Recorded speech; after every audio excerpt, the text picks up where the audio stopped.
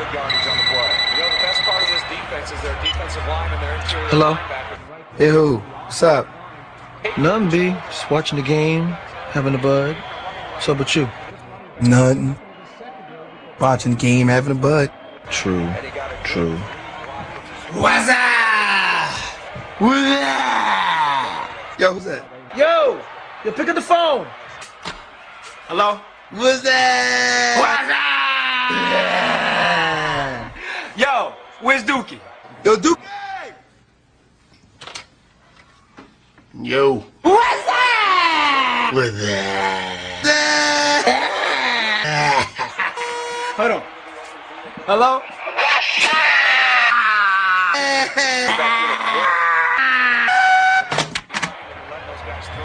So what's up, B? Watching the game, having a bud. True.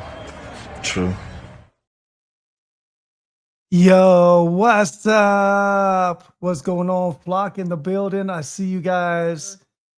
We got a super special guest today. One of my brothers, man. R&B cat, but not just an R&B singer, man. He's a doctor. He's an author. Right now, let's welcome Garfield Bright to the show. What up, brother? What's up? You know, I had to get that commercial for Yo, the that was one of the dopest commercials ever made, man. I remember when that first dropped. I think it was a Super Bowl commercial. It was, yes. Yep. And then we go around to each other and be like, "What's up?" all the time. Yo, that commercial was dope. It was real simple, but it was just well thought out, well done, man. I love that. I miss those days. Oh man, the good old days. And speaking of good old days, man, the R&B music from like the 90s and early 2000s, that is the good old days. And I want to start, chronological order is overrated to me. So we'll go back. Me too. Yeah. So speaking of the good old days, what in the world has happened to the R&B group? Like they've disappeared. Yeah, like it stopped. Its label stopped signing R&B groups. It seemed like after like Jagged Edge, Drew Hill days, like right after that, it was just this slope. They had like, you know, they had like not immature, but the what's the younger ones? B2K, those types of groups, and then K-pop, that kind of stuff starts springing up. But the old traditional, like, you know, 90s R&B-ish type of groups, the Jodeci's, Boyz II Men, Silks, Shies of the world, that stopped happening, man. A lot of solo artists started proliferating the music scene, you know what I mean? And it is funny because with that, with the absence of the dearth of groupness, I started listening to like production on music, like the songs, like singers. You stop having harmony in songs. Like the groups went away and then the harmony went away. Like the solo artists today, like there might be a little faint harmony up under some of their stuff, but the producers are like thin it out real thin and tuck it way low. It'll just be ambiance. It won't be no real. I was like, dang, man, why y'all take the harmony away? You took the question right out of my mouth too, because I was gonna say all the R&B things that used to happen, like you said, the harmonies are gone, like the ad libs, the Cuban, the vocals. Yep. All those elements are gone, and I'm like, crazy. and it's just lead vocals. Lead vocals. Now, there's some dope people out here. Don't get me wrong. Like solo artists are holding it down. There's a lot of them that I like and respect, but just that group dynamic, man, I miss that feel. Like I wish I could see some young cats doing it like how we did it. That I can be like, yo, that's my group, you know. But exactly. So we got to start signing some cats and teach them. And because look at our shows. Look at the shows. They always sell out. It's like Shy next. Oh, Jodeci, Blackstreet, all groups. We always rock together too. The promoters put us all together all the time too. So we've been rocking with these cats for 30 years still. Right. And so obviously there's a need. Yeah, if people are going to these shows, obviously there's a need. Yeah, so, for sure. For sure. Yeah, I miss those days. And I enjoy the crowd like response, because now you get the demographic. Like, you know, I'm 55. And so, but it's not just 55-year-olds in there. It's like 25-year-olds in there next to auntie, next to, you know, mom and them, you know, everybody got their crew there, but they all at the same, all those demographics are swooshed in there at the same time and enjoying their songs. And I'm like, dang, I'm looking through the crowd, looking at all the different levels of ageness. Like, dang, this is crazy, bro. You know? Yeah, you'll be surprised when I DJ I DJ like a middle school dances. There's this middle school that always hires me, and they ask for like all these old school songs. I'm like That's crazy. the parents are teaching them right. Well, also TikTok is teaching them too. Yep, that's true. But So- don't sleep on moms cleaning up the house on Sunday with the music on. And everybody, got to fall in line to help clean up. So they listen to whatever mama got on right there. That's mama's time. And so a lot of Shy come through, Silk will come through, H-Town will pop in. Oh man, I love those things. Yes, definitely. So also, before we get into your story, you got some new music coming out, and you were just saying about harmonies and backgrounds, and your music has all the elements. Oh yeah, I'll make sure I keep that in my stuff. Yeah. It's like it fulfills me first before I'm making stuff that I like, before I'm thinking about what angle I'm going to go with. I need a such and such single. I just create what feels good to whatever the track is. I'm trying to marry whatever vocals are to this track. And, it's got to feel good to me, you know what I mean? But all my influences, like you'll hear Marvin Gaye influencing me on some stuff. You hear some Stevie. You'll hear Shoot the Whispers, rest in peace, brother Scotty. I mean, you hear all this stuff in there, but then you got like some of my tracks are more, they got the edge, like the 2.0 is the tracks. They got like a hip hop vibe, boom. So my cadences and stuff like that, but it's still keeping that I like pretty music, you know what I mean? Even if it's over a rugged beat. Right. And so you hear all those elements. And I like to write clever little lyrics, you know what I mean? I ain't just trying to just say anything. I like no doubt. So yeah, and I've been sitting on a lot of these tunes. I make tunes. I was recording before I jumped on here. A house beat. I just man. stuff. And but I stay recording, and people always get mad at me because they're like, "Yo, when you gonna put some of this stuff out, bro? It's been like 7 years. You ain't putting none of this music out." So I got a whole backlog of stuff plus new stuff I'm creating every day, and I hooked up with this dude named Kersey. And my man K Natural, he rock with the Far Side right now. And he put me on how you can, because I'm from the old school. I'm still looking at it through old school eyes, like putting out a single. You got to have a video, top notch. You got to have distribution. You got to have top of the line photo shoots, all that, which you can still have, no doubt. Right. But they were like, yo, man, you need to to be more prolific. You need to just put a lot of stuff out and create a catalog, create a whole bunch of stuff out there, and then people will put it on their playlist. And the more you put out there, the aggregate, will get touched. You got more stuff to choose from. And I'm like, oh, so my logic was totally opposite. So saying that, all the stuff that I've had and all the stuff that I'm making now, I'm dropping a single every single Friday on Spotify. Of course, it'll be on all platforms. Right. I'm just putting out music now, and I'm enjoying it because I'm getting like 1,000, 1,500 streams, every day. It's feeling good to see those numbers rise, and I'm new at it. It's like, oh shoot, check it out. Right. It's all about the content now, right? And people are liking my little songs, like Erykah Badu say, I'm an artist, I'm sensitive about my ish. Yeah. So just to get that positive feedback on my music, like people are really like, oh, okay, because I'm a part of a group, so nobody really knew what solo Garfield would kind of be like, Right. And so, through this kind of little window that I'm creating, they can see, okay, he does do the harmonies, oh, he can write, okay, yeah, that's that voice I remember, that kind of stuff is like fun to see people respond to, like, oh yeah. I'm gonna give the flock a little bit of a taste of your new song, "Dreamin'." You don't mind? Okay, word, total vibe. Yeah, I got you. Yeah,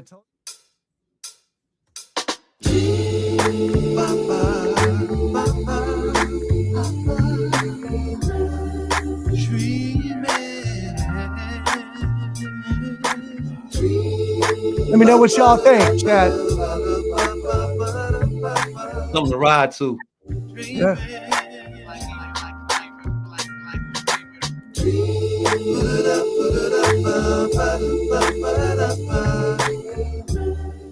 So good, so good. Thank you, man. Big up to Kinetics.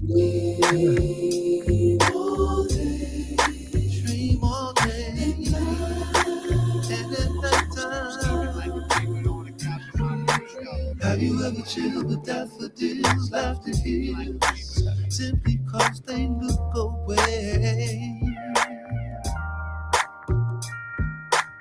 Have you ever ran across the clouds, lost for miles, just before they drift away?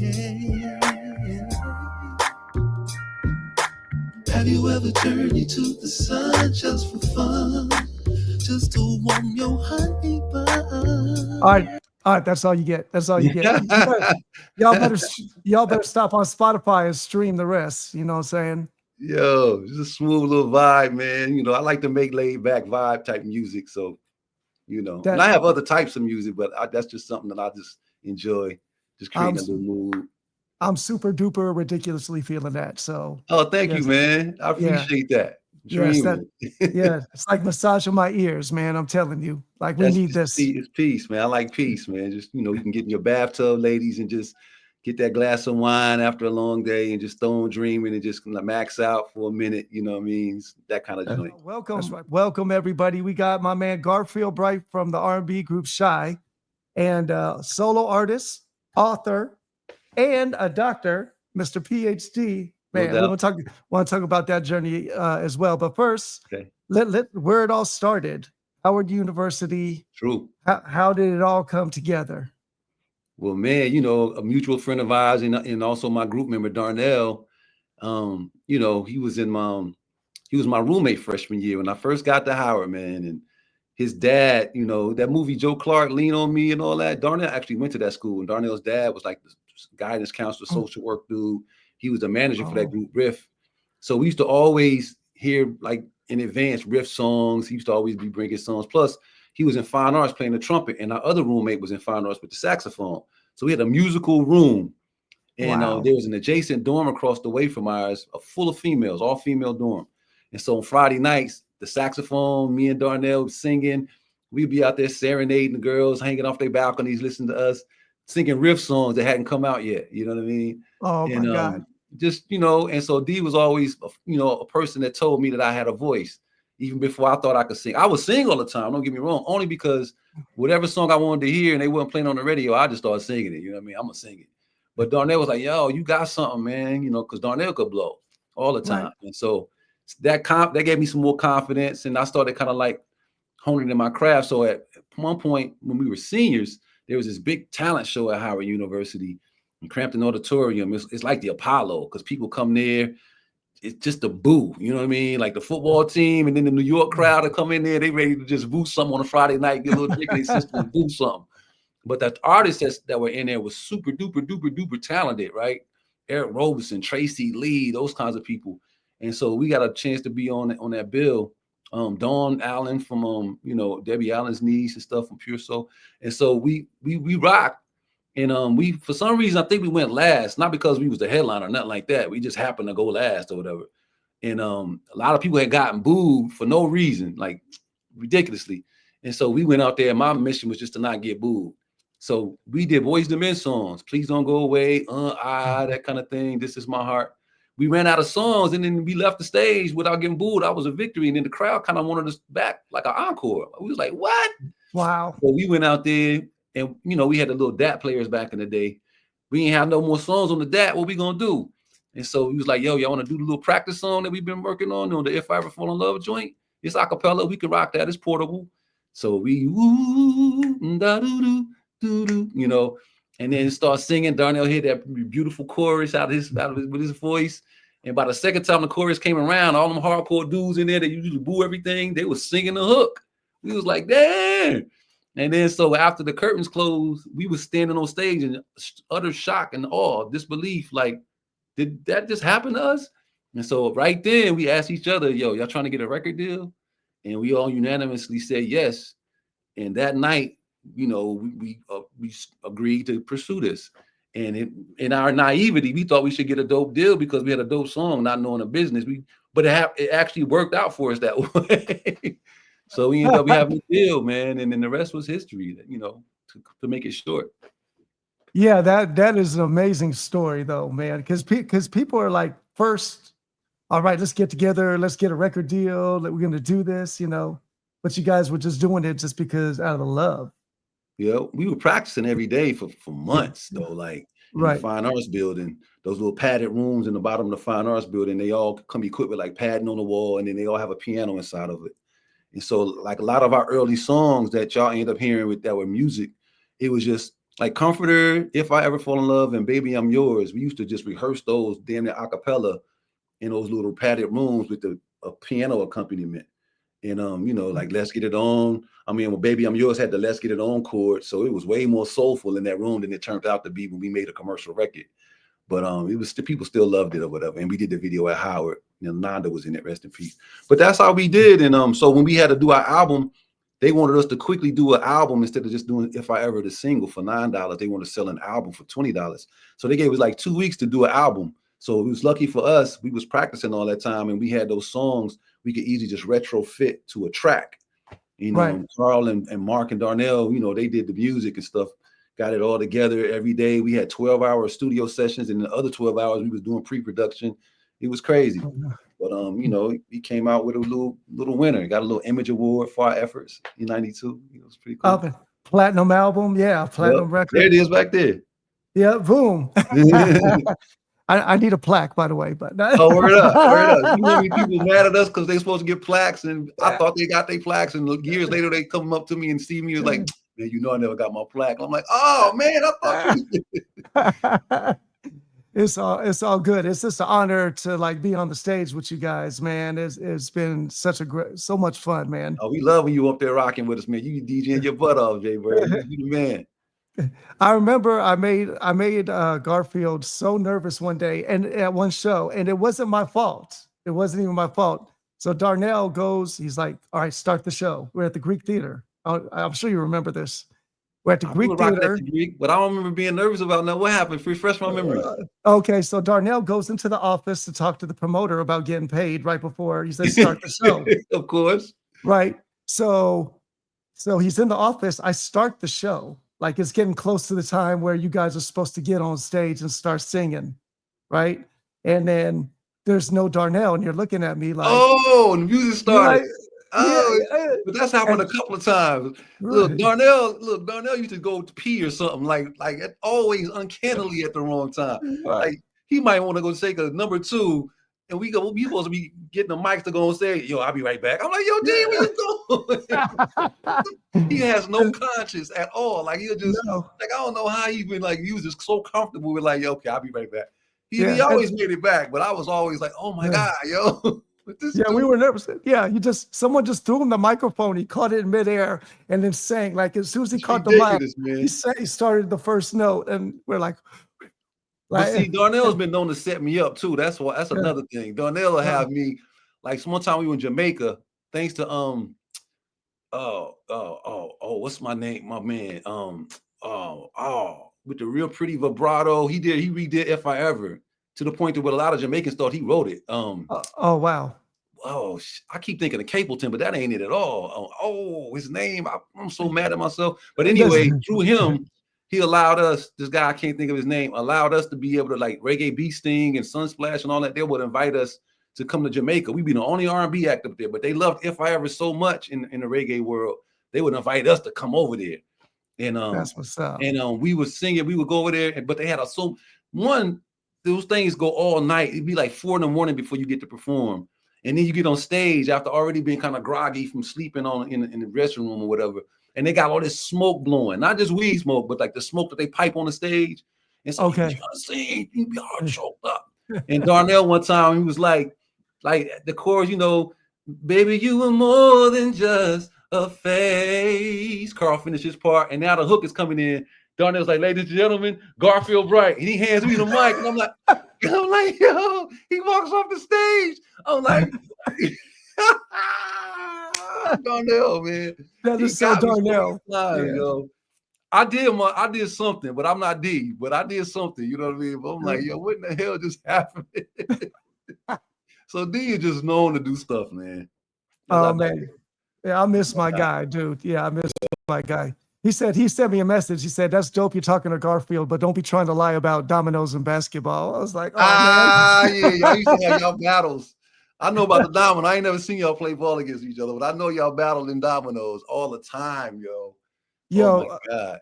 Funny story, G. He had me play in this league with him that was in the hood in LA. So, oh yeah. So I was like, Rogers Park over in there. Yeah. Inglewood. Yep. Yeah, Inglewood, yeah. So, like, Yep.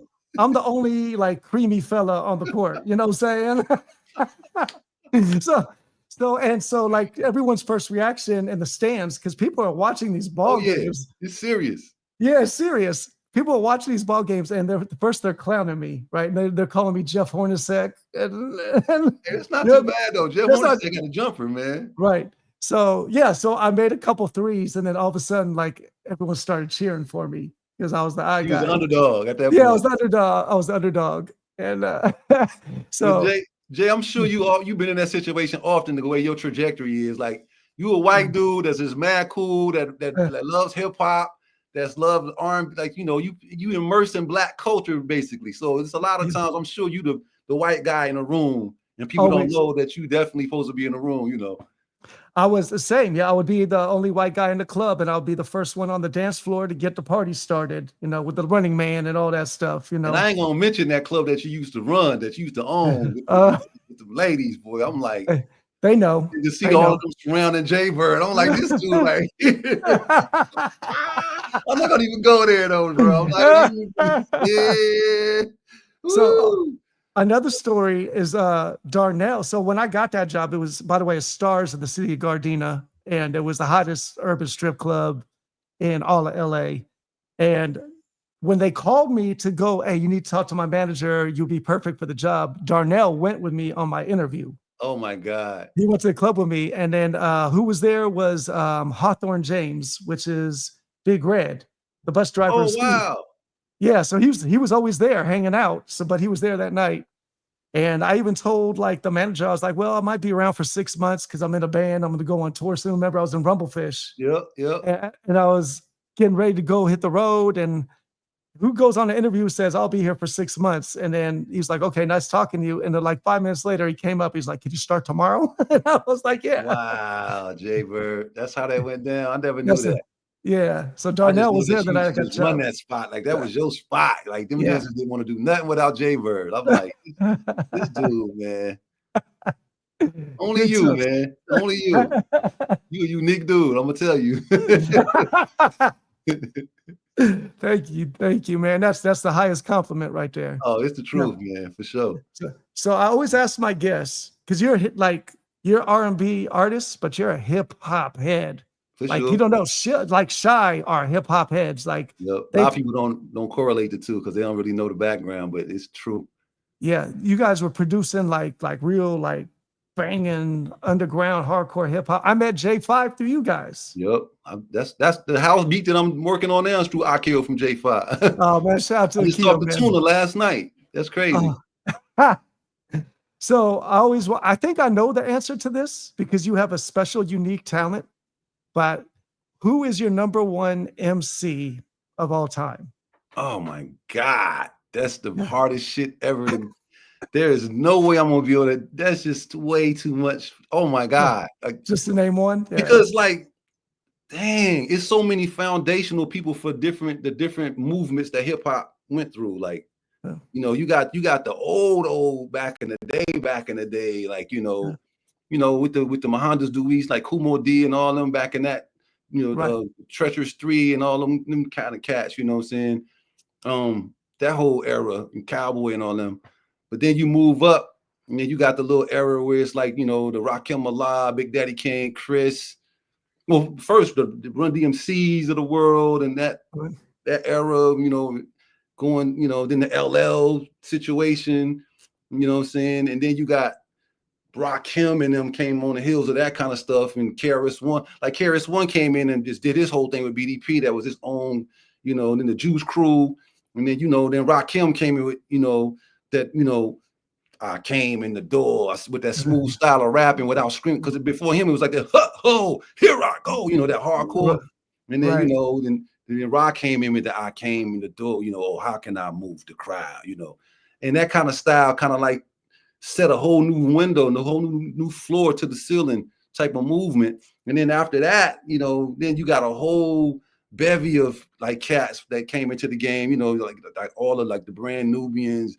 Then you got like the Nas's of the world, then the Wu and the Buckshot Shorty and all them, the Helter Skelters, and just like lyricists, you know, like people who came out really, really doing their thing. All the whole Queensbridge Mobb Deep crew, the Queens always, the Queensbridge Newcastle around the time when Nas came out, you know, the next wave of Queens dudes.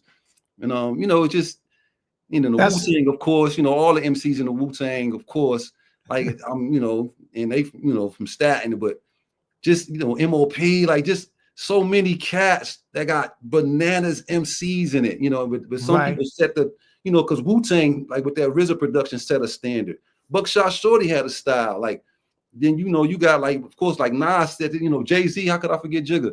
Jay-Z with his, it's so many people who kind of created and then Outkast, you know, like I cannot forget, you know, Dre and Big Boy, like so underrated, you know, especially Big Boy standing next to Dre. People be forgetting that Big Boy got bars, you know. Right. But it's like, you know, then hold up, Third Ward, I can't even leave out facing them, you know, the Ghetto Boys and, you know, UGK, like it's all over the map. You know, and you know, a lot of the West Coast dudes ill with it. When Nipsey came out, of course, Snoop and them and Dre. I can't, you know, I'm not trying to glaze over that.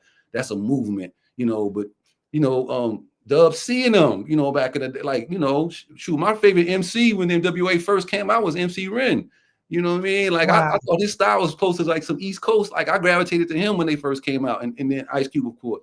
But it's just like, you know, it's just so many flavors of hip hop, you know.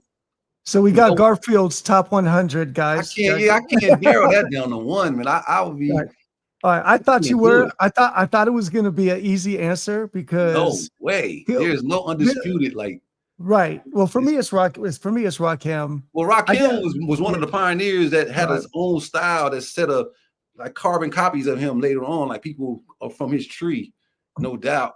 But you know, like. But I thought you were going to say Nas because Nas is one of the great. Nas is one of my favorite. I got a son named Nasir.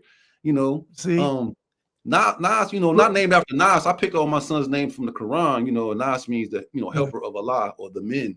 Nasir, the men, and Nas, the help.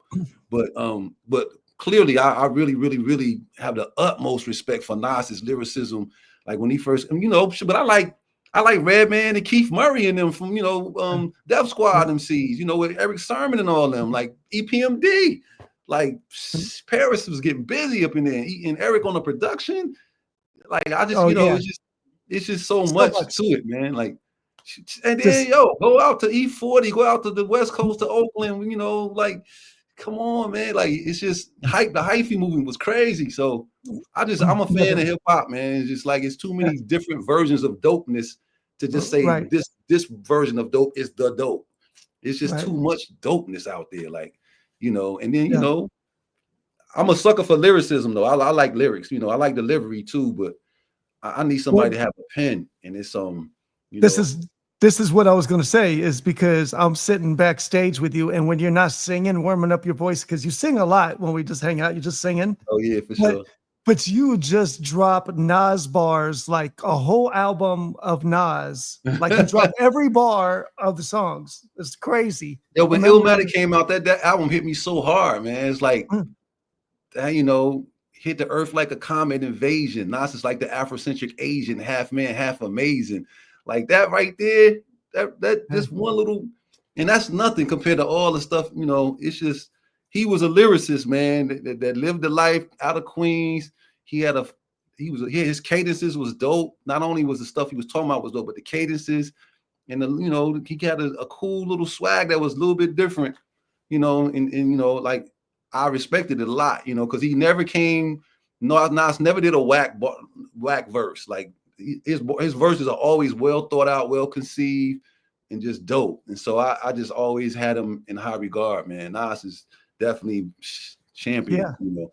And then the whole thing with Ether and Jay-Z, like I was like, you know. And Talib Kweli, Mos Def, like I'm talking Common, like it's too many dope MCs, man. Buster, the whole Native Tongue family, like I can't. Hold up, man. I told you, hip hop heads. I told you. Here we go. I mean, I'm in my studio, and these are all the albums that's in my studio, man. Like, oh man, classics. I got, you know. Then you come over here, you got old school Beastie Boys, You got Illmatic right here. Then of course, up from the Wu-Tang. 36 Chambers, it's the coach. Nah, but I'm just saying, I you know, hip hop is a big part of, you know, I grew up in the 90s, so came of age, so hip hop and R&B went hand in hand. It was a classic era for both sides of the coin. You could not be influenced by hip hop and the dopest MCs and, you know, the Public Enemies, even back in those times and stuff. But the Big Daddy Kane, Slick Ricks, you know what I mean? The Brand Nubians, you know, shoot, even Poor Righteous Teachers with the Wise Intelligence of the world. Oh, and X Clan and yo, it was a movement, man. You know, it was dope. So that skin is on me. I grew up through that, so I had to be impacted by that for sure. We're the same because we're the same age, so we saw it come up like together, like, Yeah. the same way. So yeah, And I just happened to be in a singing group that was on a, you know, my trajectory was going like this the same time as hip hop classic age was happening. Like I was in that movement, so it's like, dang, you know, that's I'm so blessed that was my life. You know what I mean? That I was able to see it up close and personal like that. Like, you know what I mean? If we all don't know, Shy got a song with KRS-One. Yeah, Destiny. And they got a song with Jay-Z that I always try to get them to sing, and they refuse to do it. So I just played at the end of the show and let them walk off stage to the song. Yeah, for sure. That joint was dope too. Both of those joints were dope. Yeah, like man. KRS-One. I don't think KRS-One ever did anything with an R&B group before or since. But I think he really was feeling Darnell's production, first of all. And then the song was called Destiny. It wasn't talking about no lovey-dovey. It was talking about the concept of destiny. And he got up there and barred that joint, man. Like, of course. Crazy. So that was an honor, man. That was a big honor for us to be able to work with Chris like that. For sure. Nice, man. Yeah, congrats on the whole journey, man. The journey's been amazing. It's been amazing, and it's still continuing. We got to go to Germany next week for 7-8 days and do some stuff out there. They love this song that we did for Beverly Hills Cop 3 soundtrack called "This Is the Place Where You Belong."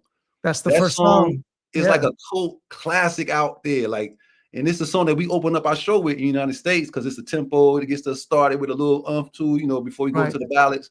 But out there, that's like If I Ever to them, you know, like. Oh, so do you play it last out there? No, because you know we already have our show structured on our track thing, so it comes first. But we set it off with that, so they already. And If I Ever is still a hit out there too. Like people, you know, that's a classic. But the fact that we got another one when we go out there that's just as big to them as If I Ever. Right. It was bookends, one at the beginning, one at the end. You know. I'll be looking for my Germany ticket. Yo, yeah, we going to Hamburg and Munich out there this time. Let's go around. Love it out there, man. Darnell always tell me, you got to go to Germany. You got to go to Germany. Dude. Yeah, I want to go. So, but we coming to LA. We'll be in LA August the 9th, man. Because I got the flyer right here in my phone real quick. And I'll be in New York that day. You gonna be in NY? Yeah, I see you with your New York hat on. I should have put my Boston hat on, man. You know what I mean? I'm mad that it's in Pershing Square. That's where it's gonna be. Pershing Square, yeah. That was the one that got postponed last time. So we coming back out there. It's gonna be us, Blackstreet, Truth Hurts, Tweet, and Black. Nice. You hear that, LA? Yeah. Huh? So I know I was telling the chat. You hear that, LA? Yeah, come man. On out, Pershing Square. It's a free concert too. It's a free concert. In the daytime. Yeah. Start at 3:00. Yeah, I'll be in New York and Atlantic City that week. So I'll unfortunately miss you guys. Trying to catch up. Trying to get back on stage with Shy, man. Come on. Man, anytime. I welcome that. Yeah. We need a cool little, you know, Jay Bird appearance every once in a while to keep our blood flowing. All right, let's go. Let's make it happen, guys. You heard it here. I'll be back. Oh, yeah. Right? We done did several shows with Jay Bird, man.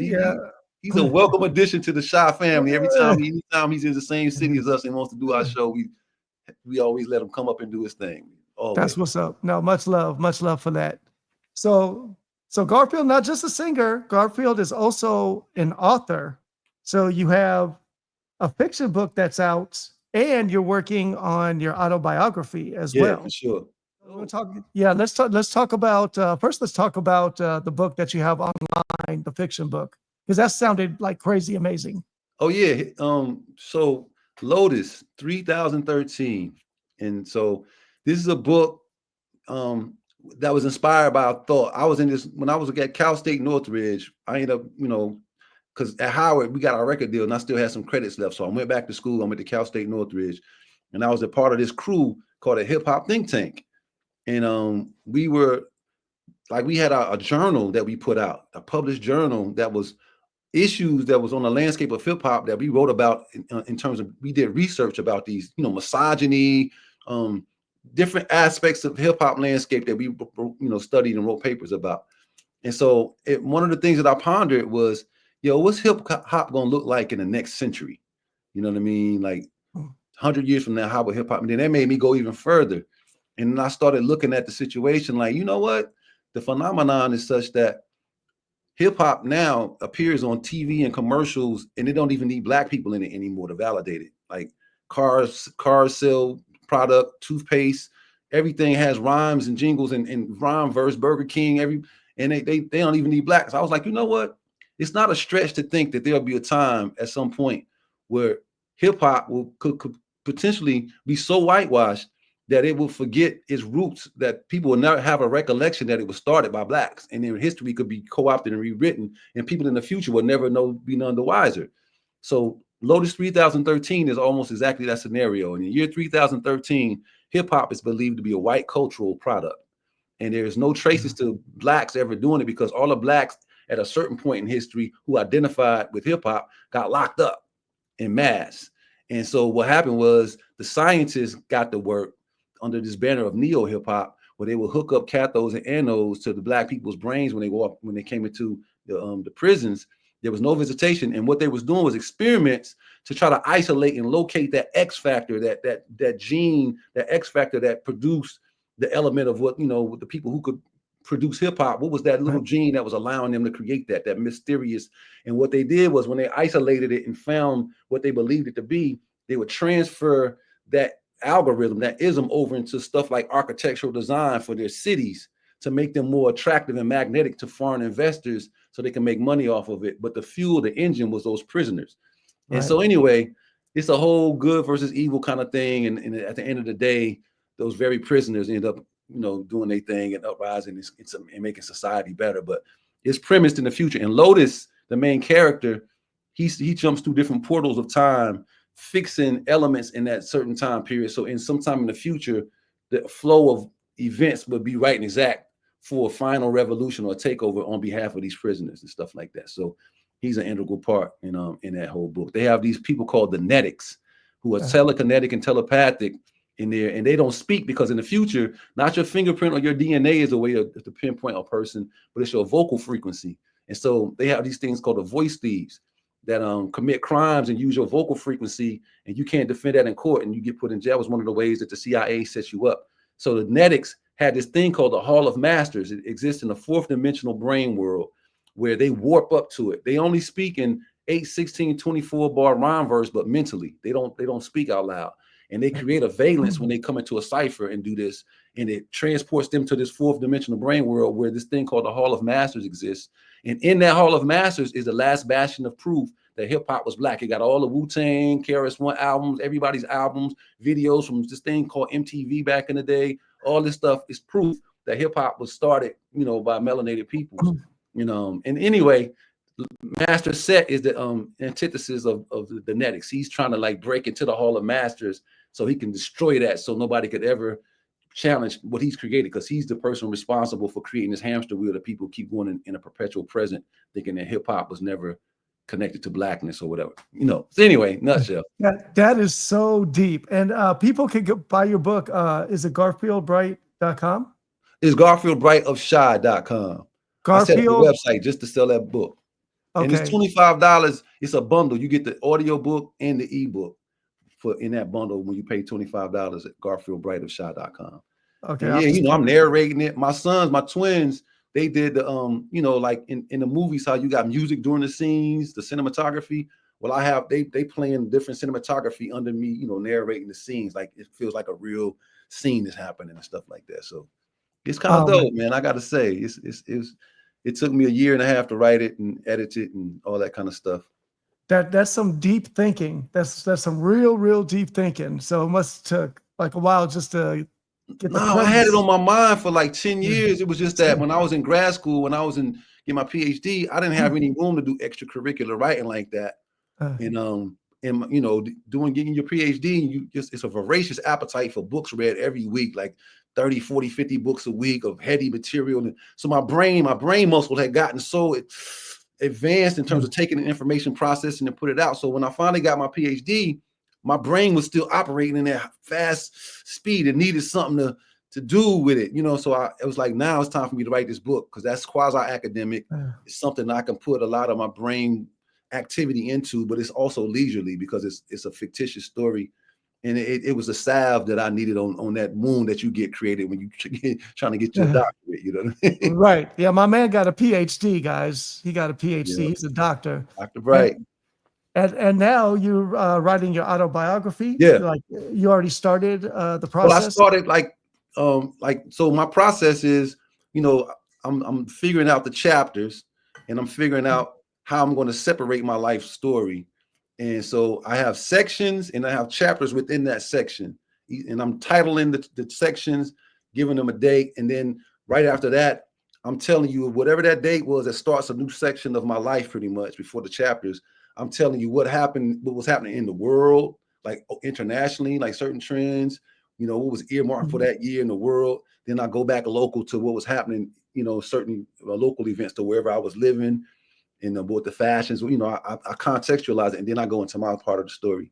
And so I'm doing all that kind of work, trying to stylize how I'm putting together my story and naming the chapters, and then jotting down notes of what's going to be in specific chapters. And it's forcing me to kind of go relive certain moments of my life, you know, deep tissue that I'm 55.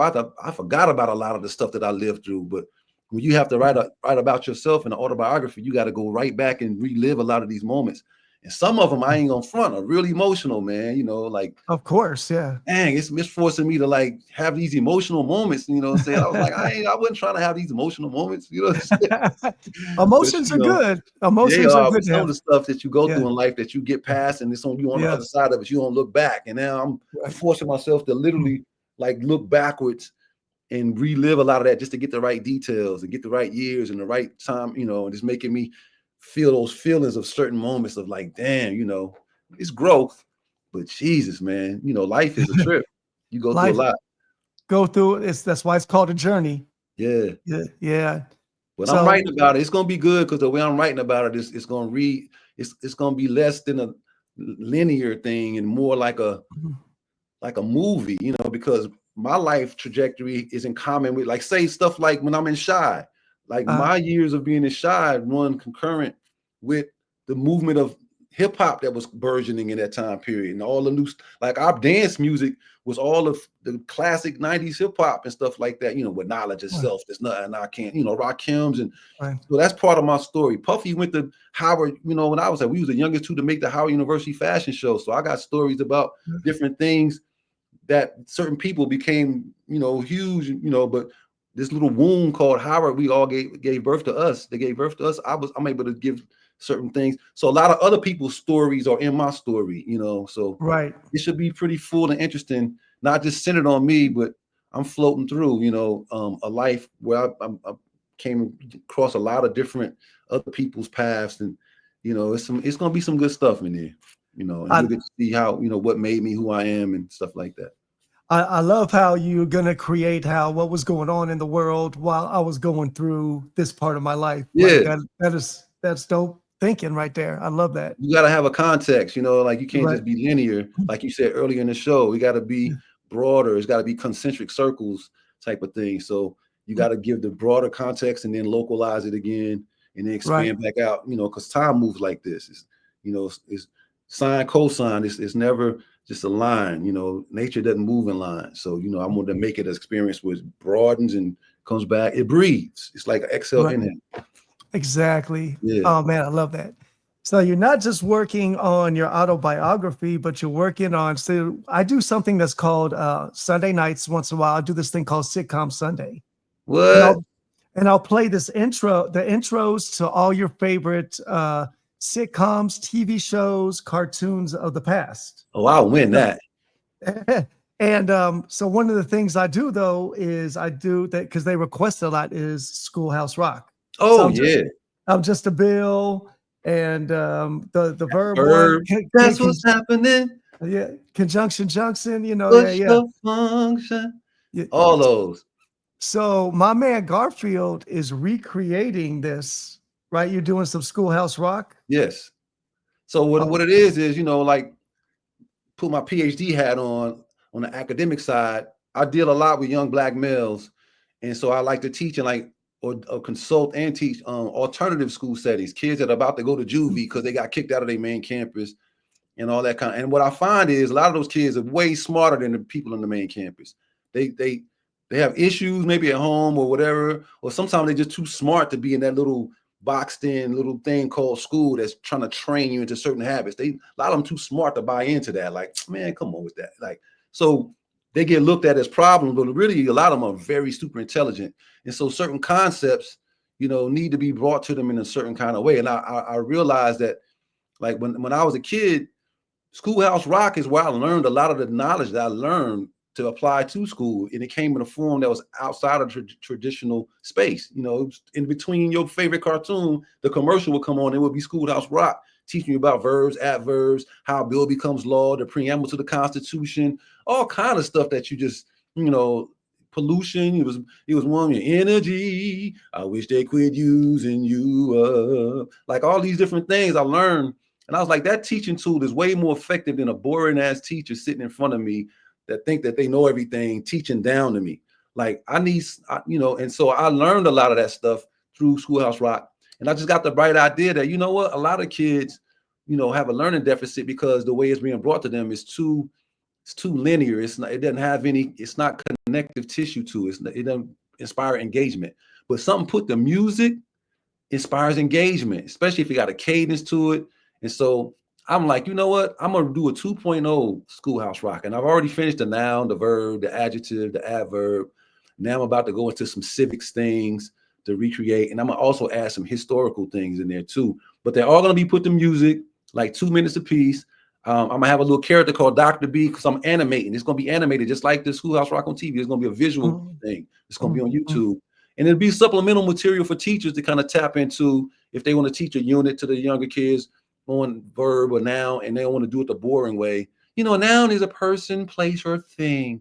They can actually put my joint on, and this noun is a person, place, or thing. Blah blah. It's like it's more active, and the visuals are there, and and so it's gonna be fun. And Dr. B is a little character walking across the screen with the little hat to the side like this, but animated out with a little 2D animation, nothing real fancy like the old school 2D. Right, And it's gonna be dope. It's well thought out. And it's fun making it, to kind of improve on what I had before and stuff like that. And the name of the project is Prep Project, Perfectly Relatable Educational Products, Prep. And so that's the banner that I'm going on, the Prep Project, to put it out. And so you'll start seeing the Prep Project near you at a YouTube channel near you coming up soon, probably next school year, and you'll be able to see like a lot of the animated stuff on there. But yeah, I'm trying to, and hopefully a lot of teachers and a lot of people I know in educational spaces, I know a lot of principals of schools and that can get this material. I can put them on the radar so they can start using it, supplemental material for their classrooms. And that's all I want, is to kind of make it easier for them to kind of impart some of the stuff, because a lot of students are checking out because school is people are figuring out that school ain't really what it's cracked up to be in a lot of the ways. A lot of people trying to be entrepreneurs. And I think it needs to be more attention paid to trade skills, along with STEM. You need the skilled trades. Who said that an electrician is second rate to a person who went to college? Like, where'd that come from? Because shoot, the electricians getting that money, part of that union, they going into all those businesses, setting up all the infrastructure. Like, how did that become some kind of, they got to know math? Like, we got to get out of that thinking. So I think our students need to be mentally ambidextrous. Need to be introduced to skilled tradesmen early on in mentorships, and still do they STEM stuff and college prep stuff.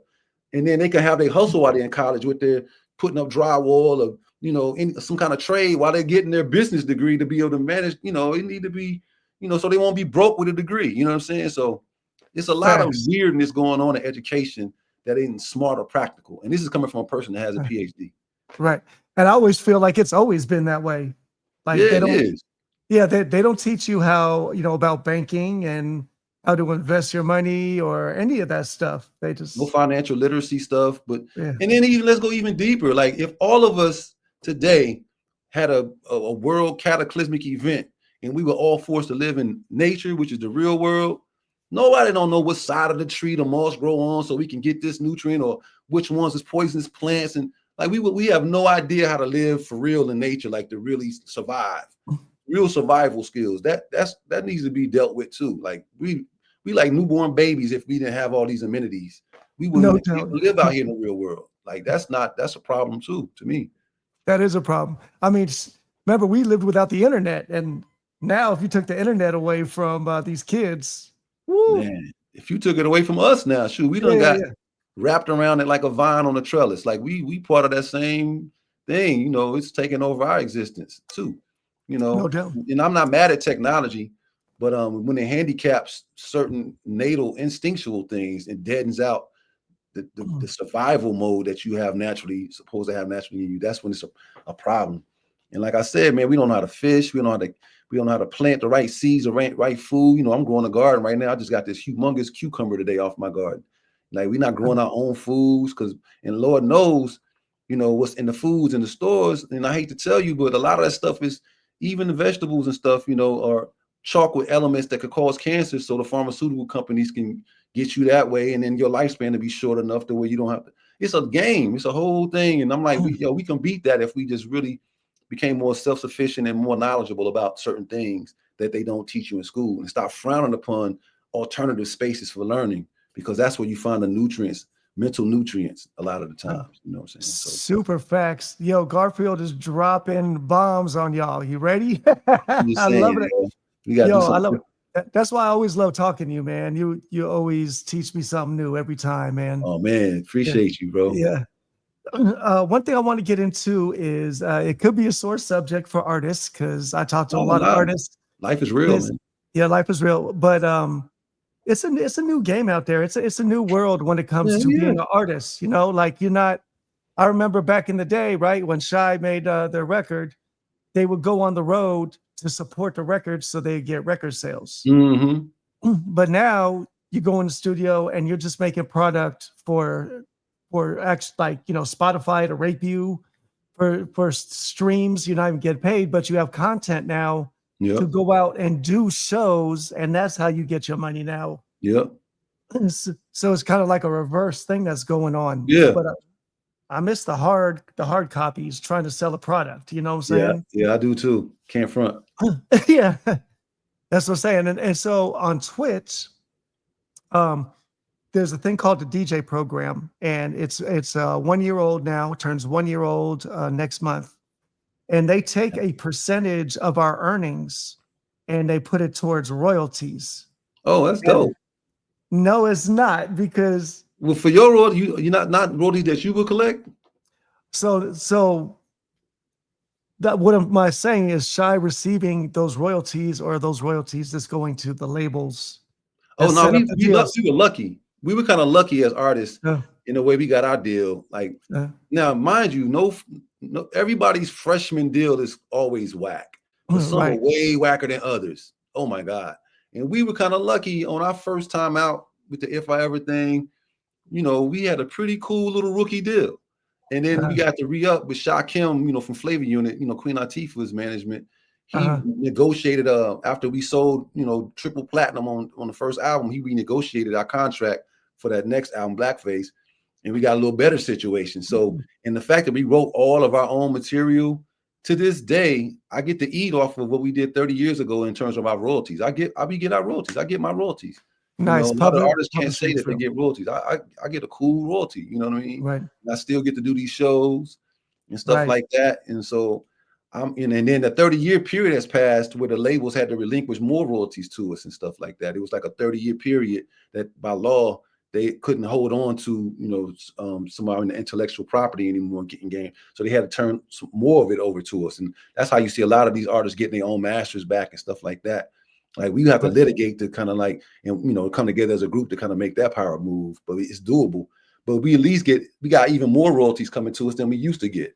And so that's dope because a lot Oh, of artists didn't get their royalties, and we got our publishing.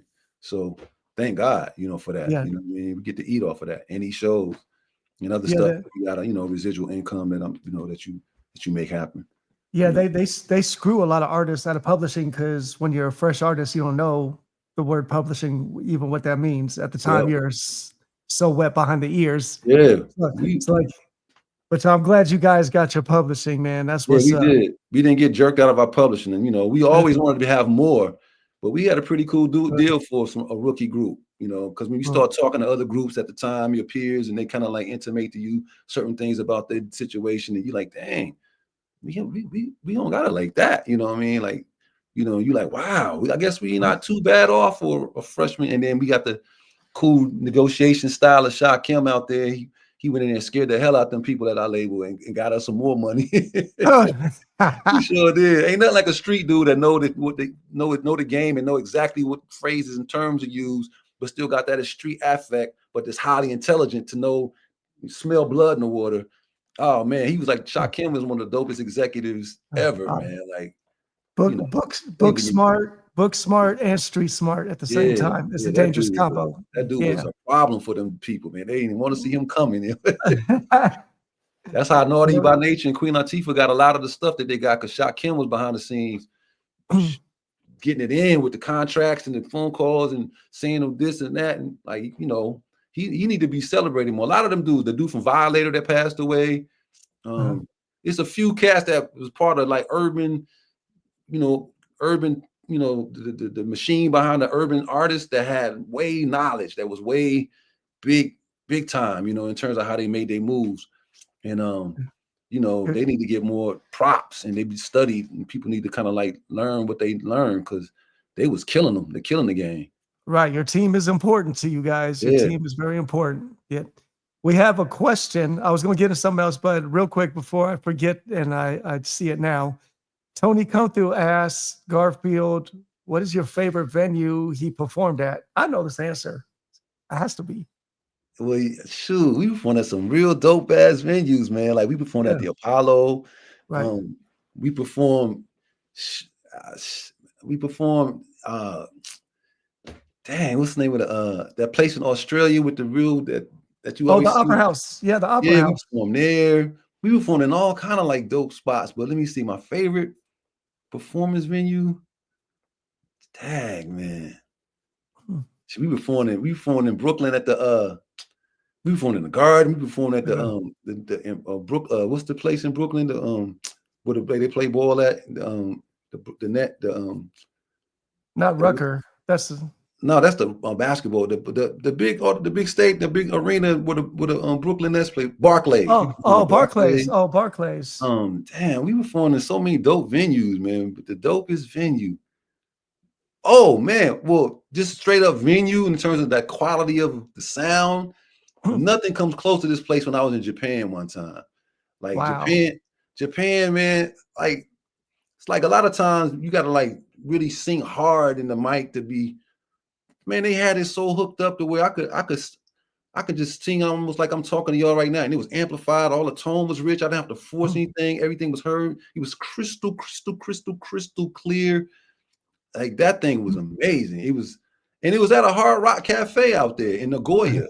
You know what I mean? Wow. But the technology that they had for the sound system was just stupid. Like, but just for nostalgia's sake, let me see. I maybe Apollo. I don't know. That's what I would think. I would think like the Apollo. Yeah, did you ever do Radio City Music Hall? No, we did the Greek Theater, the Kodak Theater. We never did Radio City Music Hall, but we did the Apollo. And there's a couple of more historic venues around that. Like we did this one in Kansas City, this big time preserved historical district during the jazz era that was just real popular. We performed. That's so many dope venues though, man. But yeah, the Apollo is probably the most legacy rich place. Right. All the stars that came before. And we were doing a tribute to I think Earth, Wind, and Fire when we were in there. No, it was called the Apollo Legends. So it might have been Earth, Wind, and Fire that night. No, we was just giving props to. We had to sing Java Jive for the ink spots. Fred Sanford used to always sing this song. If I didn't care, That was the Ink Spots he was singing.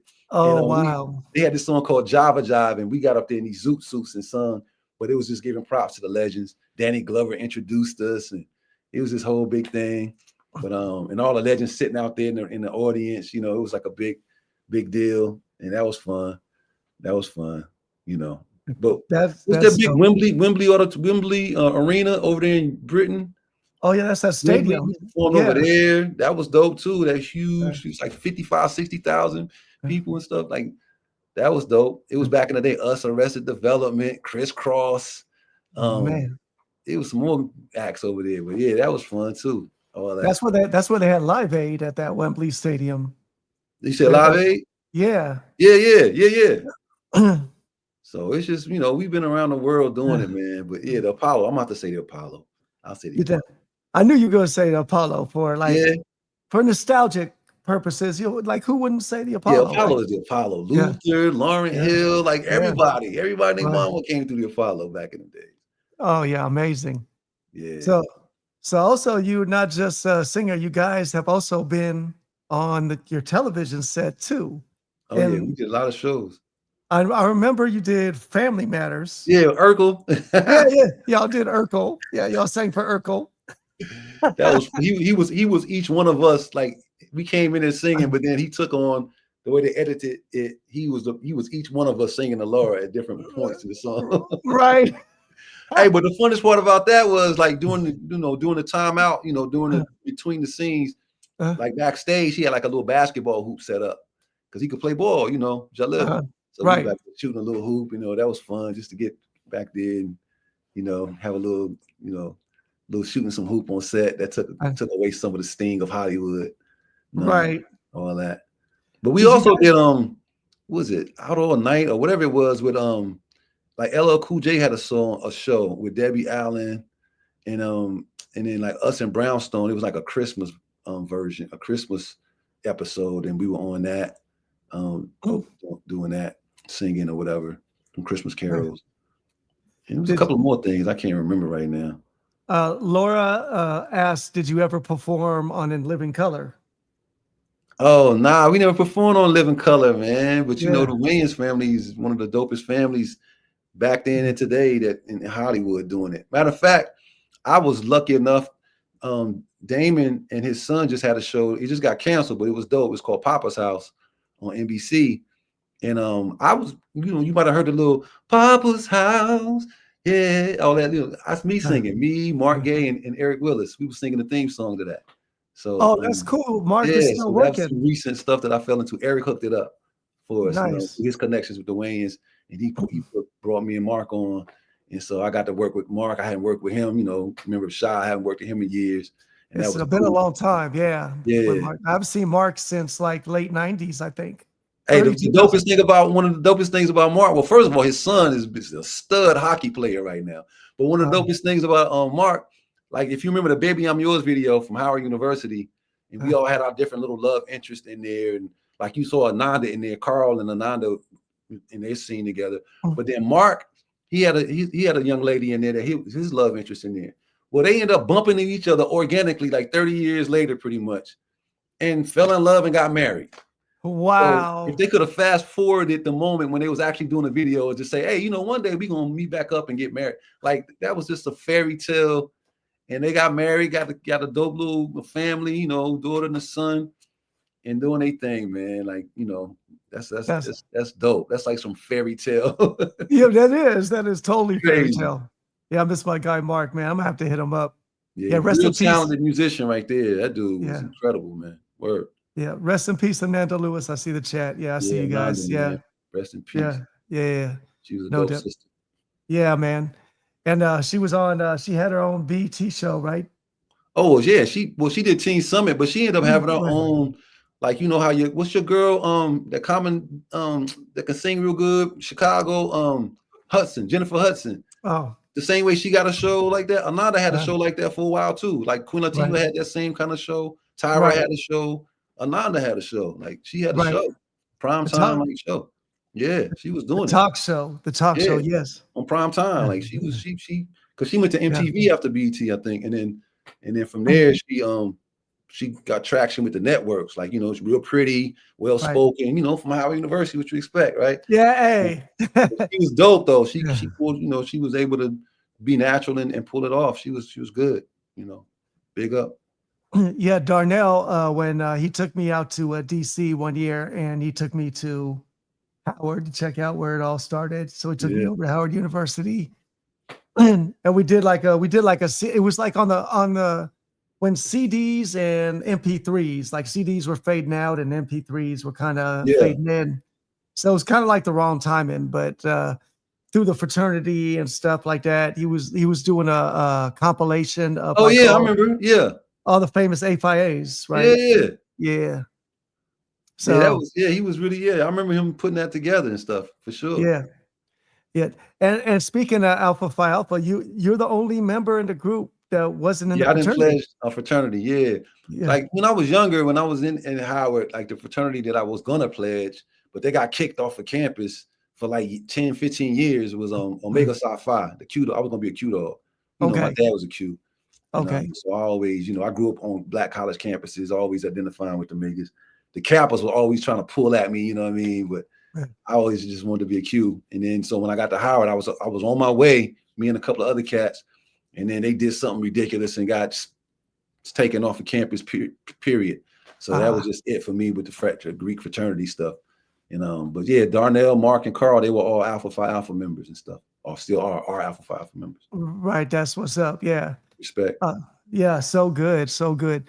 So my next question is, so when we do the shows for Shy, like this, if I ever fall in love, it starts out with music, right? And then you guys are like, oh yeah, we break it down. It's because, you know, that song was on the charts, and it was an a cappella version and the music version, and people 50-50. Some people be like, yo, that a cappella joint, that's my yo. And then some people are like, yo, that music version is, oh my God. And so we try to, like, you know, that's our compromise. That's our way of kind of extending the song and milking it, so to speak, since it's the last song, but at the same time, giving them a different kind of flavor of it, different version and then showing people that we definitely can sing. You know, we doing this a cappella stuff because we can do this a cappella stuff. So and the dynamic brings the crowd closer to us because it's almost spiritual, because there's no track involved. It's just us singing up there in the harmonies, and it's still musical, but it's us producing it. So the crowd is even more, you know, it just shifts the proximity and makes them even closer to us and stuff.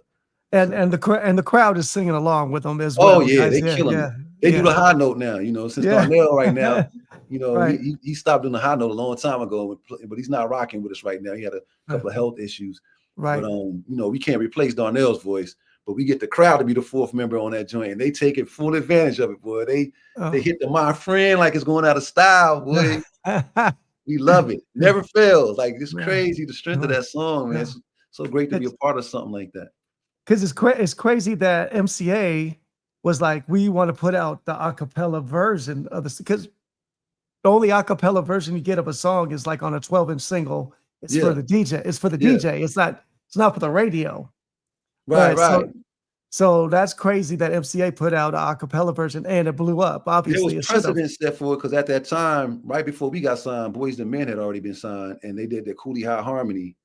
Okay. And, that was acapella, but our song, you know, because that acapella came from the movie Cooley High. DC Cameron, that's the artist who did that.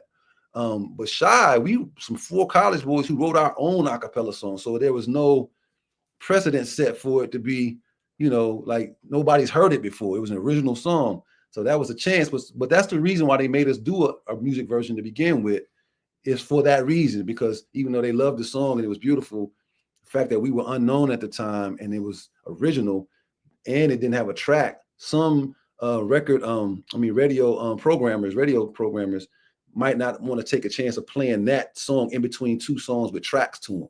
So they needed to be able to service them a version that had a track, so there'd be no excuses. Play this damn song. And so that's where that came from. And they happen to love the music version that we did. Darnell had that Isaac Hayes sample on deck, that boom, boom, boom, boom, boom. That came from an Isaac Hayes song. And Darnell added that to the production, and that's what kind of gave it that, you know, oomph and stuff like that. And then, you know, Carl wrote the lyrics, you know, big ups to his writing talent. He was definitely a talented writer. And the arrangements, everybody like Mark and all of them put their foot in the arrangements, Darnell, and a hit was born, a classic even. So it's definitely a classic. And arrangement is just ridiculous. Yeah, we need. Yeah, it's so simple to us, and in our mind, it was just something. It was something that we could practice, our harmonies, our long tones, our breath control, and we thought it was a dope song. But we didn't realize that people thought it was as dope as they've shown us that they think it is. Like, and then other people try to sing it sometimes and can't really hit it. And it never dawned on us that it would be hard to sing because it was our song. We sung it so effortlessly. It wasn't it's like and Darnell made singing that hook so easy. He just did that, just created that thing like.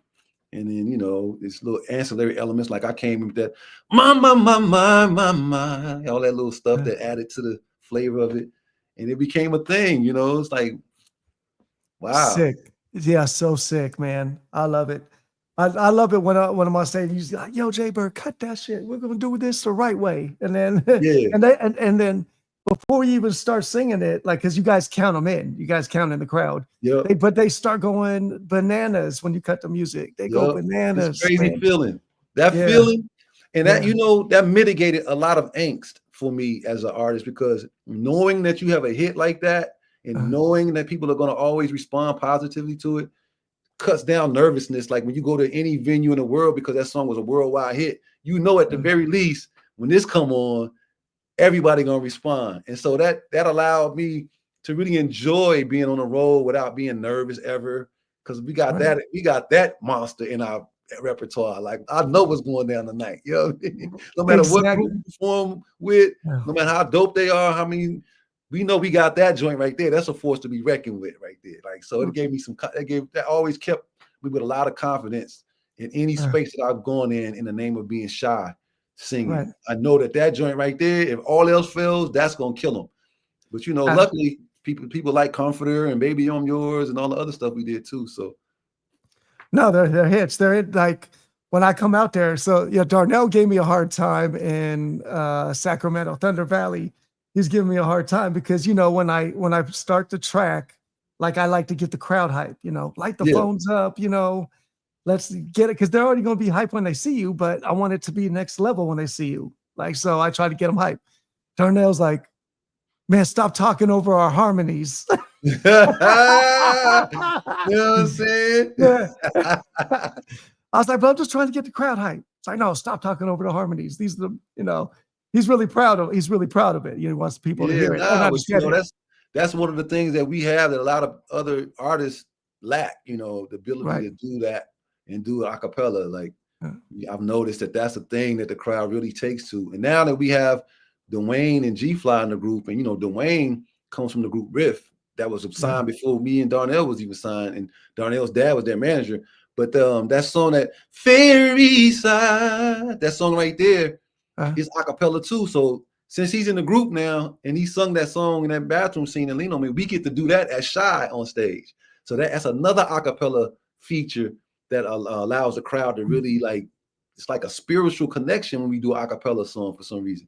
So we got 2 of those in our show now, and it's nice. It makes a special show. It makes a real, when we leave, people will be like we're underrated, like people know that we got songs, but when you see us perform and you see how we really sing these songs and we get to do these a cappella parts, a lot of groups aren't doing a lot, not just groups, but just artists don't do a lot of a cappella stuff no more. We have that in our show. You can really see and feel us through that. It leaves an impression when people leave the show like, yo, Shy, they really, you know what I'm saying? Okay, Shy, okay. It gives that thing happens. I love it. I have such a funny story for you. You never even knew this happened. So, like when you have a lot of artists on one show, we have the timer on the stage. When the timer gets to 0, right? So there's all kinds of pressure on the stage manager, like to get the artists off. And so we were at the part of the show where you guys were singing a cappella. And the stage manager is going like this to me, like, cut it. And I'm like, fool, like, you guys control the microphones, but if you cut their mics, it's going to be all hell. I couldn't even believe this. Like, there was no music playing. Like, why are you telling me to cut anything? Like, there was no music playing. They're not used to that. And look, it happened to us before. One time, we was actually doing a show in D.C., and it was with Jodeci. We were singing to the mayor at the time, Sharon Pratt Kelly or whatever. And they cut our music, man. You know, somebody cut our music back behind the scenes. Like it was like some beef or something. I don't know what it was, but somebody cut our music. But we just kept singing a cappella. And you know what I mean? And then they made it even doper because music went away and we still sounded like we sounded off without the music. Like people was like, and it made our show even doper. So it got the reverse effect that they was going for. We kept on singing. I love the backfire. Love the backfire. I love it too. It was poetic justice. Oh, and one more thing. So I was wondering what was going on. So there was one show, it was in Las Vegas, and I actually had to do, I think, the sound check. Like, I don't know what was going on with the fellas, but it was at the Orleans Arena. So yeah, I did the sound check, and then I went back to the hotel room at the Orleans Hotel, and then everyone's just sitting in the room, like it's like our time to be like on stage, and we're still in the room. And then Darnell's like, okay, we're ready. Can you get the shuttle? Like, and then we show up and like I think you guys did like 3 songs and then they wanted to check wristbands. I'm like, do you want us to do the show or do you want to check wristbands? Like, yeah, those kind of problems are like people always, it's always somebody to take their job way too serious. That's not even like, that's just an ancillary part of this production and keeping you from doing what people won't pay their money to come see. Right. And so in those situations, like Darnell ain't really having it. I ain't having it. You know what I mean? We shy and all that, but on the man-to-man type of level, like, yo, don't come at me sideways, bro. Right. You know what I mean? Yo, don't play with me. So I was like, so yeah, we'll be vocal about that. Like, like, nah, man, what you doing, bro? You know what I'm saying?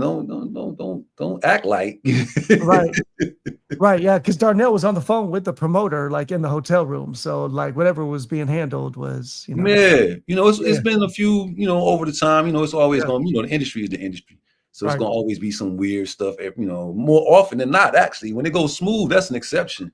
Right. It's always something for real. And so, now your skin's gotten thicker to that kind of phenomenon over the years. So when it happens, you're not all bent out of shape. You just kind of, only thing I take offense to is just blatant disrespect. Absolutely. You don't have my money and you think I'm about to go on stage and the crowd gonna think it's my fault. I'm the one that's gonna go on stage and tell them, yo, I ain't get paid. So, holler at the promoter, but we'll give you a little piece of if I ever, but we was gonna give you the whole show. We here, but this man ain't pay it. Like I'm the one that'll do that. Like, right.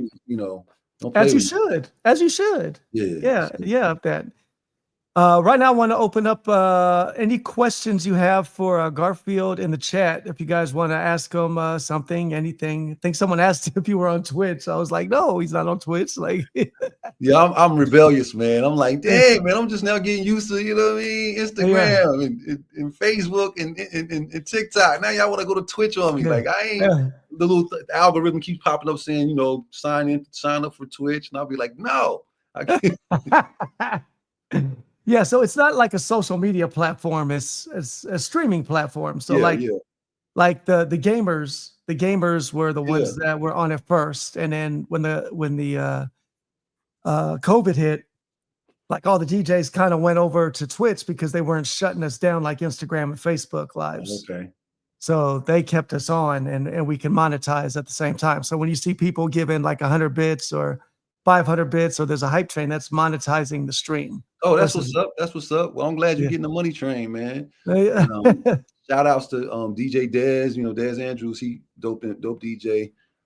Like a Jay Dilla kind of like person. Like he got a lot of dope beats, and he's always been on Twitch. He just send me a link every once in a while to my phone so I can click it and see his live show and stuff like that.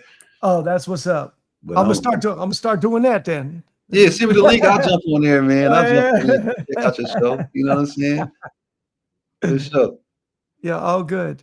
What is a song from the Shy catalog that you wish you could have been a single?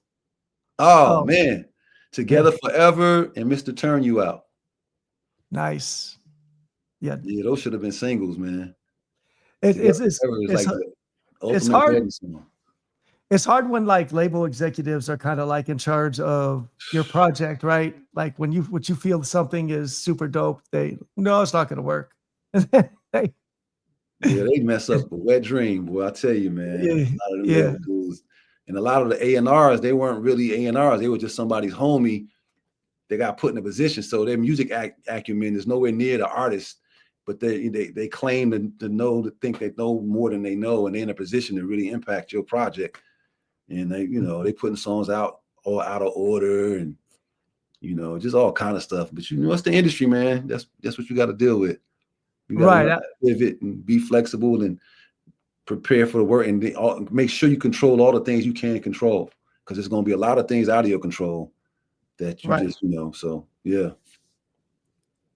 The animation series, when is that starting? That's Talking about when I do my Schoolhouse Rock with the animation. yeah. I'm trying to have that out by like not this school year, but by next fall when it comes around. All the little joints would have been recorded, mixed with the animation done and stuff like that. So give me about a year. Yeah, fall 2026, guys. Yep. Fall I can't wait. I'm gonna play it on Sitcom Sunday. Oh, dope. Yeah, They only gonna be 2 minutes. Each one is like a 2-minute, but it's short and sweet with a lot of, and it's dope, high energy. It's fun. It's fun. You're gonna like it. I can't wait. No, I'm looking forward to it. And with the Sitcom Sunday, anyway, I'm playing intros. So intros are like between 10 seconds and 20 seconds anyway. Okay. 30 seconds at the most, just the intro to like, with the theme song, like Gilligan's Island. Yeah. Yeah, Dukes of Hazzard, gotta have Daisy Dukes on there, Just a good old boy. That used to come on right before Dallas. I used to watch that little lineup back in my day. Dallas, and then what was the Falcon Crest? Falcon Crest, or the other one, Knots Landing or whatever. Knots Landing. Yeah, Knots. Those days are crazy, man. Yeah, man. TV was different. Music was different. And real quick, I'd like to talk to you about the state of rap music, because I don't call it hip hop unless it's like Kendrick or a hip hop artist, but like the mainstream rap music. Like, how do you feel about where it's gone? And I see it going full circle with a lot of the older artists coming out with new projects. Maybe that's dope. So I'm glad they finally getting over that stigma about you too old to rhyme, because a lot of the artists just never lost no skill. They just hit a certain age number and just thought that they supposed to buy out or something. Right. But but a lot of the move. See, everything it goes in these cycles. Like even through the slang, the greatest barometer of where it is, you can see through slang. So back in the 90s. The way that people asked for comprehension was to say, you know what I mean? Or you know what I'm saying, right? Right. And that's intellectualizing, like, that's an intellectual transaction right there. Then it went to you feel me? Feel me? Right. That slight little movement of difference in slang takes it from an intellectual space to a more emotional feel space. So the proliferation at that time of mumble rap, crump dancing, as opposed to articulated joints with break dancing to crumping. Crumping was more of an emotional kind of like, you feel me kind of dance, as opposed to a technically correct. And so the movement started shifting from understanding to feeling me. And so in that space of feeling, that's what a mumble rap, because they feeling like, look, man, I ain't even got to say the bars, you know what I'm saying? You just understand my story. You see my drip. You can feel what I'm about. I don't need to articulate it. You already know what it is. Like that started predominating the public imagination. And so with that kind of style of whatever that was transitioning into in terms of pop culture, the feel me movement, I like to call it, that you start seeing spawn from it, the types of cultural products coming from that. So it was less emphasis on, the lyric and more on the beat and the feel of it. And then less emphasis on the authenticity and more just on do you got the schema correct? Is the vessel look like it's up to par to fit in? Like, I can the outer look of it, is it right and exact? Not the quality of the inside, but just are you in the right uniform? Do you got the right look? Is it, do you look like you went through some shit? Okay, boom. So it's validation based on a surface, more of a surface kind of feel. And then so that started to become the exception the actual, that became the normal. So anything that was coming from the old school with the quality substance, that was almost looked at as like, oh, that's whack. You know what I'm Right. saying? And really the thing that didn't have all of that elements, you know, like Stevie Wonder might not even get a record deal today if he was, you know, so with all that talent or something like that. So it started shifting to that kind of mind state. So it was a quick fix, more like at a cursory glance, do you look the proper way? Did you have the, you know, then it became, instead of are you dope, are you quality, to are you popular? So then you started, you know, and that went in the line with social media, likes, views, you know, all that kind of thing, validating you more so than what is he actually talking about? Like, because it's in the you feel me stage still. And then it goes from you feel me to you see me. You know what I'm saying? I see you. You know what I mean? All I gotta do is see you. I see you. That you did it. And so that's it, through each of those movements, you know, that's where you can see rap reflected. You know, you can see rap reflected in each of those kinds of movements. So now we in the you see me stage. Like I was watching something, and wifey was like, "Who is that guy? Kai Sanat?" You know what I mean? Like, you know what I mean? Because his impact in pop culture is strictly from being the online, you know, dude. You know, so it didn't come from the other traditional places. So now popularity is winning. You know what I mean? So that's taking over more than the artistry of it all. So if you got a dope presence about you, look, if you got enough followers, you can say damn near anything, and you the new ish. You know what I'm saying? Right. And so they're not pressure testing it for what we used to pressure. The metric has changed, and so that's, I can speak to it in those terms instead of like trying to actually validate it based on my answer key, because it's not. I got different metrics than what's, you know, it's like an English teacher trying to be speaking bad about texting when it first came out, not realizing that there's, you know, she like, yo, they're using English language, they're butchering it. But yo, each letter costs money. So actually it's brilliant to shorten things up and boom, boom, boom, and still get the message across. Instead of looking at it through them old English teacher paradigm where it's whack, look at it through an English teacher plus a monetary lens, and then you see it's brilliant. So it's just, you got to just, it's what lens you use and look at it is what I'm saying. So I can't really give a fair assessment because my lens is still from the 90s with, I need certain elements to make me feel like it's dope. You know, I need that lyricism. I need a cadence that's not predictable, A-B pattern. You know what I mean? I need you to talk about touch, taste, feel, smell in your rhymes like Nas do. I need some more. You know, I need your beats to be banging. I need some boom bap in your joint. I don't need to hear a bunch of ad libs and hardly any like verse. I need to hear verse and then your ad libs just to complement a couple of your verse, you know, words. Like I got a different metric. So, you know, and there's still people out there that spit, you know what I mean, you know, that I respect and stuff like that. You know, but it's just you know, not like for the, it's it's not like for the masses. Yeah. yeah, but you know, but it's going through the change that it's going through, and it's reflecting. It's like it never comes in a vacuum. Like it's a broader thing attached to it, and whatever's happening in society, rap is going to reflect that. Like whatever the value system is. And right now we're in a quick fix, surface kind of like validated thing. You know, everybody got the same style about them, pretty much.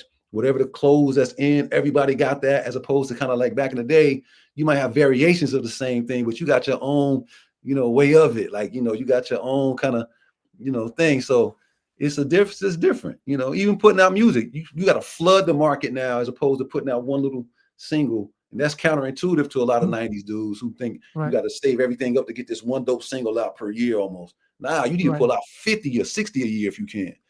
So it's just a revert. It done went through a cycle. It's going through a cycle. Just like an in-between hairstyle. Like you got a short hair that you used to rock without the hat. Now your hair is grown out, but it ain't grown out enough to be a thing yet. It's in between. So, you know, you waiting to see where it's going to go, but it's going somewhere. It's about to be a fly little other style that it's growing into. So I think we're in a lot of in-between transitional places, hip-hop wise and stuff like that. It's about to come into this next thing. So, you know, stick around about 5 more years, you'll see what it's going to turn into. But it's funny you say that, like the popular, now it's like about being popular, because it's the same thing in the DJ culture. But, so they don't look at your skills. If you're a dope DJ, if you're a good crowd reader, if your dance floor is always banging, they will see you have like 100,000 followers on Instagram. Yeah, hits or whatever. Yeah, that's it. I'm like, are you serious? So I always try to instead of like, while I try to build on social media, I just try to up my game too. So Yeah, me when too. I finally, wifey made me get on it, and because a lot of promoters they look at that and in terms of their return on their investment, they trying to see how many followers you got because they think that's going to directly translate into how many people are going to come to the show to see you if I book you.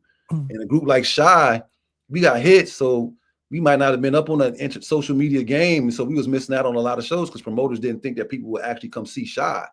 You know what I mean? But you put us on the bill and let us rock and watch the crowd respond. Then you'll see, oh, people like them dudes.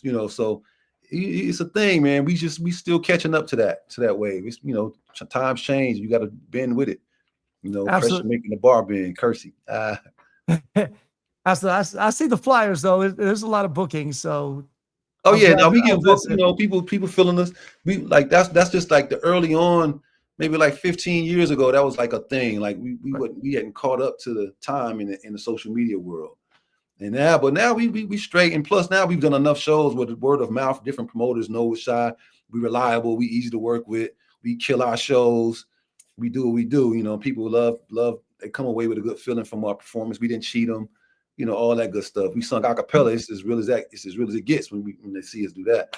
So we still do our thing. So yeah, that's now we finally have a niche where people can trust and believe that we worth booking. So that's good. Big ups to us. Yeah. What's his name? Doc from he was the manager for Next, road manager for Next. He would always hit me. He'd be like, "I got a promoter interested in Shy," and then that's dope. And then I'll call Darnell and I'll be like, Doc is hitting me up saying he got someone interested in Shy. How much should I tell him? And Darnell will be like, be like a real high number. And then I never hear back from him. Hey man, but D was just trying to make sure we got what our value was. Because some of these people be trying to way undercut us too. Right. Way low ballers with an all-in deal for like hardly no money. We got about a plane ticket and a hotel in this out of that money because it's all in, and then there's nothing left for the actual, us.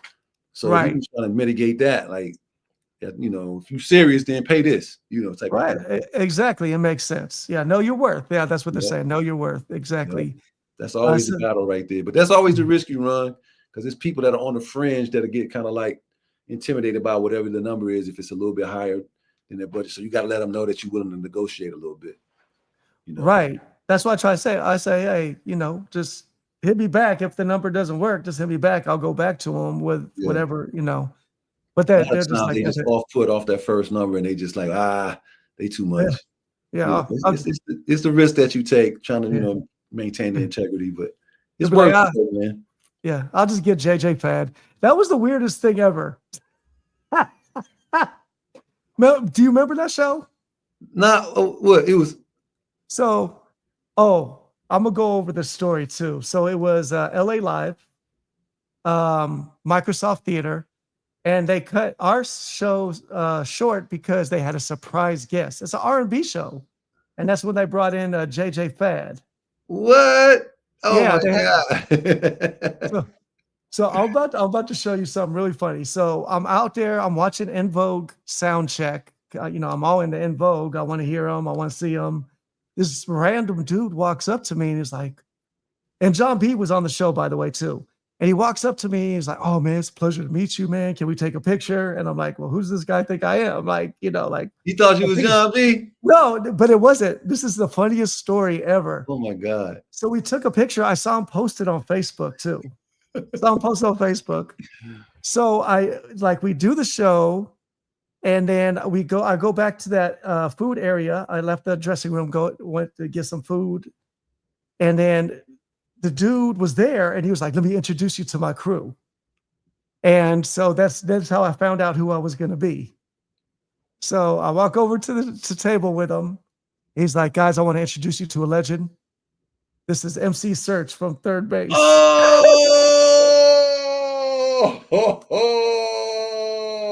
Get the gas face. Right, you get the gas face, right? So, but I went with it. Like I was like MC Search. So I was like, cool. Yeah. Oh my God. You can't at that point. You can't say I'm not MC Search. Yeah. So, well, I'm about to even show you, make you laugh even harder. So I go back because I told Darnell, I was like, I think this dude thinks I'm John B, like out there. And then I was like, he didn't think I was John B when I came back for the food. And so Darnell, he looks me down, he looks me back up, he looks me down again. He goes, MC Search. So Oh Darnell my even said God. that too. So Only I have, Darnell. yeah. So I have a picture here. Hold on. This is Oh gonna my be hilarious. God. Yeah. This is the Let me see. post. This is Oh on my Stick. God. Oh my God. Jay, So look at the that's- post. It says me and the legend MC Search from third base. Yo, all white people look alike, man. Yo, Oh, that's ridiculous, bro. oh, yeah. That's hilarious as hell. Hey, but I can't front. When I was younger, they used Uh. to when Shaw first came out, I was getting people coming up to me asking for autograph. And when I wrote Garfield and all that, they be looking at it like, this ain't special ed. You know what I'm saying? I'm like, oh shit. Oh my God. I got it made. Hey, Yo, they was mad at me. They thought I was special ed, boy. Oh man, because we got the curly hair, you know what I'm saying? right. The red Yeah. color or whatever. Man, that's funny. But Special was one of the dopest MCs too back. He was underrated too. Yeah, no doubt. That is That Brooklyn hilarious. Dodgers joint was always with him, with the Crooklyn, the movie Crooklyn, Oh. with him, with Buckshot and all them. Yeah, They killed Crooklyn Master Dodgers. Ace. That's another underrated MC. Master Ace is cold, especially now. You heard his bars lately? Master Ace be No. going crazy. Master Ace has one of my favorite albums that didn't have any commercial success. It's called Indisposable Arts. That's an MC right there, boy. Yeah. He took you on a journey where he went to a school to learn how to be a producer and like all the elements of hip hop.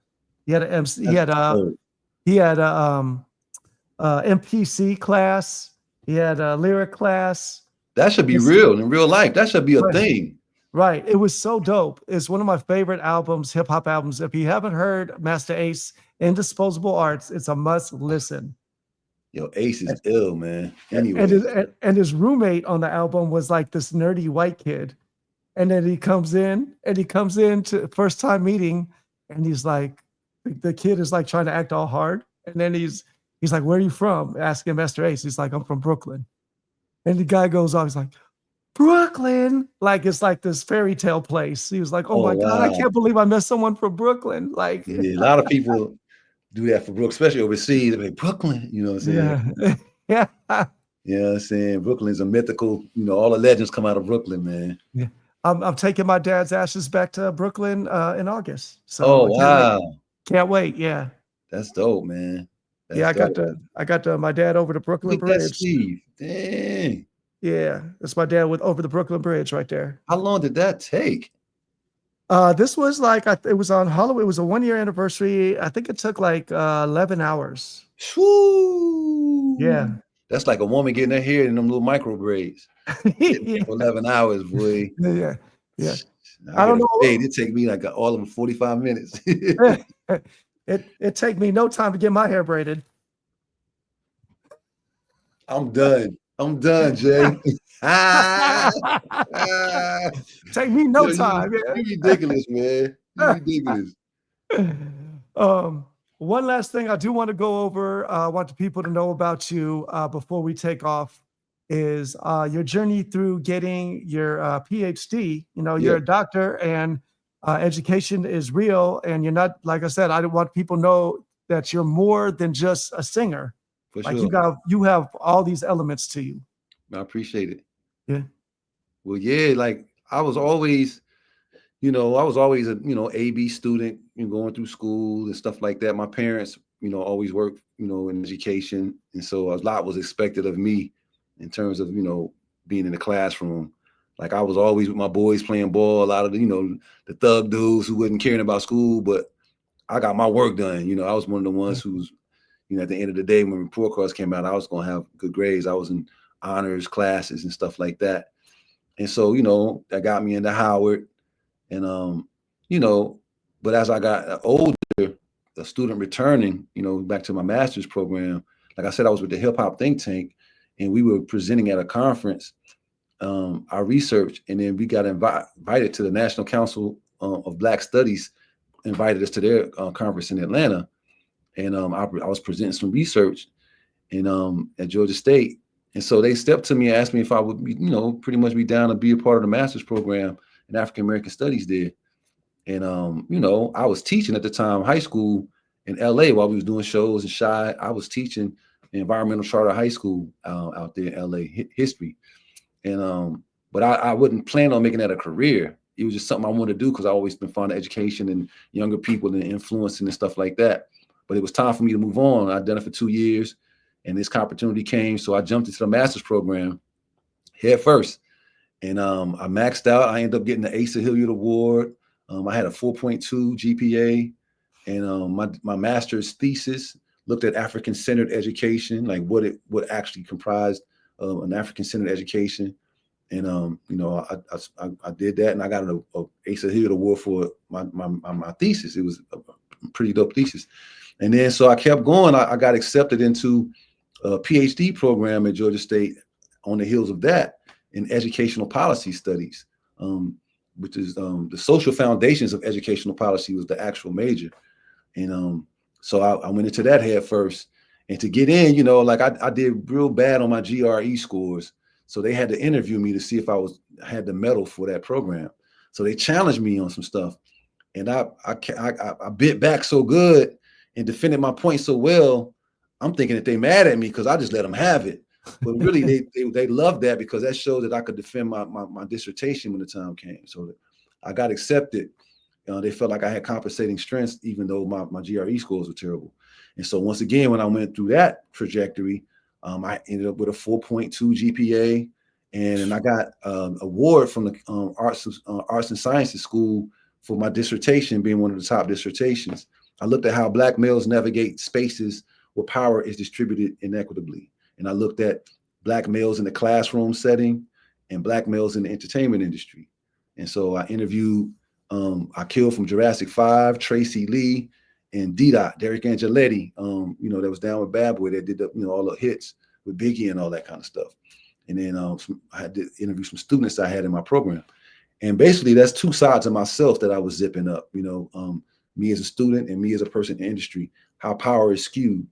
And I had some cool findings, and, you know, it was a pretty comprehensive piece of research, and I earned my doctorate, you know, at a high level. And so a lot of people get honorary doctorates from different schools after they get a certain fame, and then they put doctor in front of their name and wear it like a badge. But I actually went to school, went through a program, 7 years, and got a real PhD, you know, it's right here.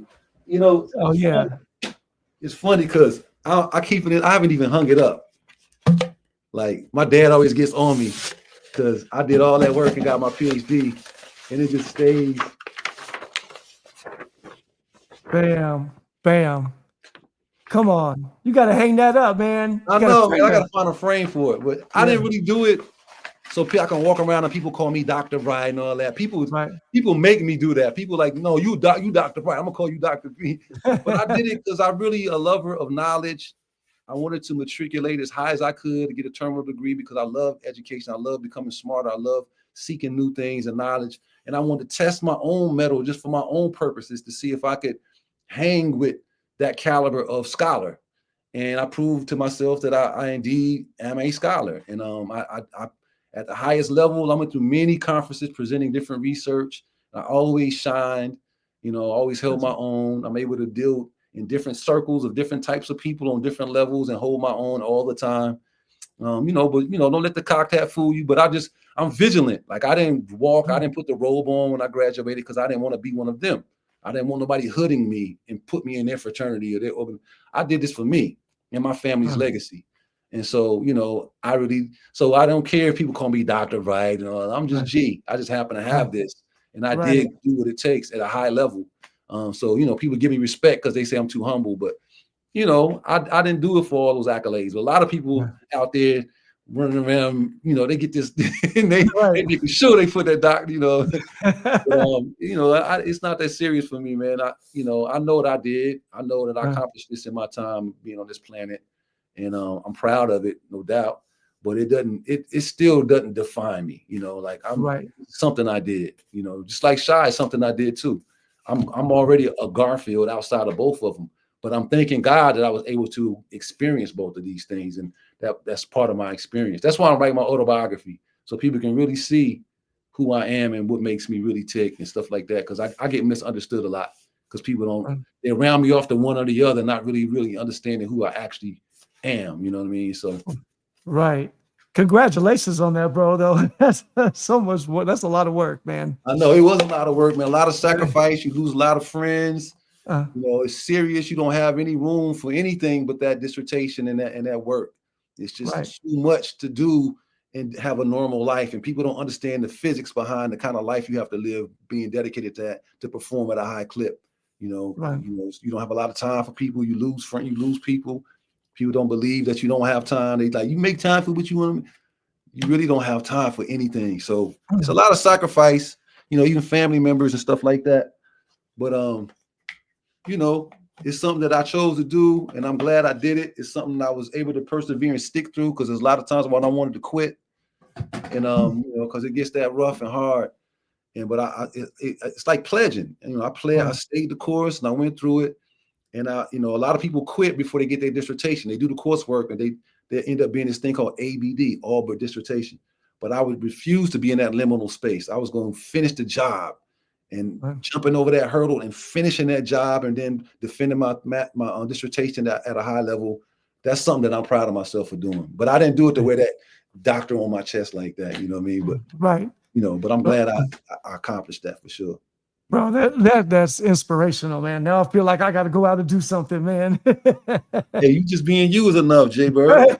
You're doing a lot already, veteran. Yeah, I'm trying, man. I'm trying, but it's very inspirational to see all the different things that you're working on, and you're always progressing, and I love it. And kill it in Germany, man. I want to go to Germany with you guys one time, man. They show us so much love out there too, Yeah. man. The crowds out there just be like, remember the movie The Matrix, that one time when they had this party scene before they was about to go into battle with the machines? They had this one last rave kind of thing underground. It was like in slow motion. People was sweating and moving on.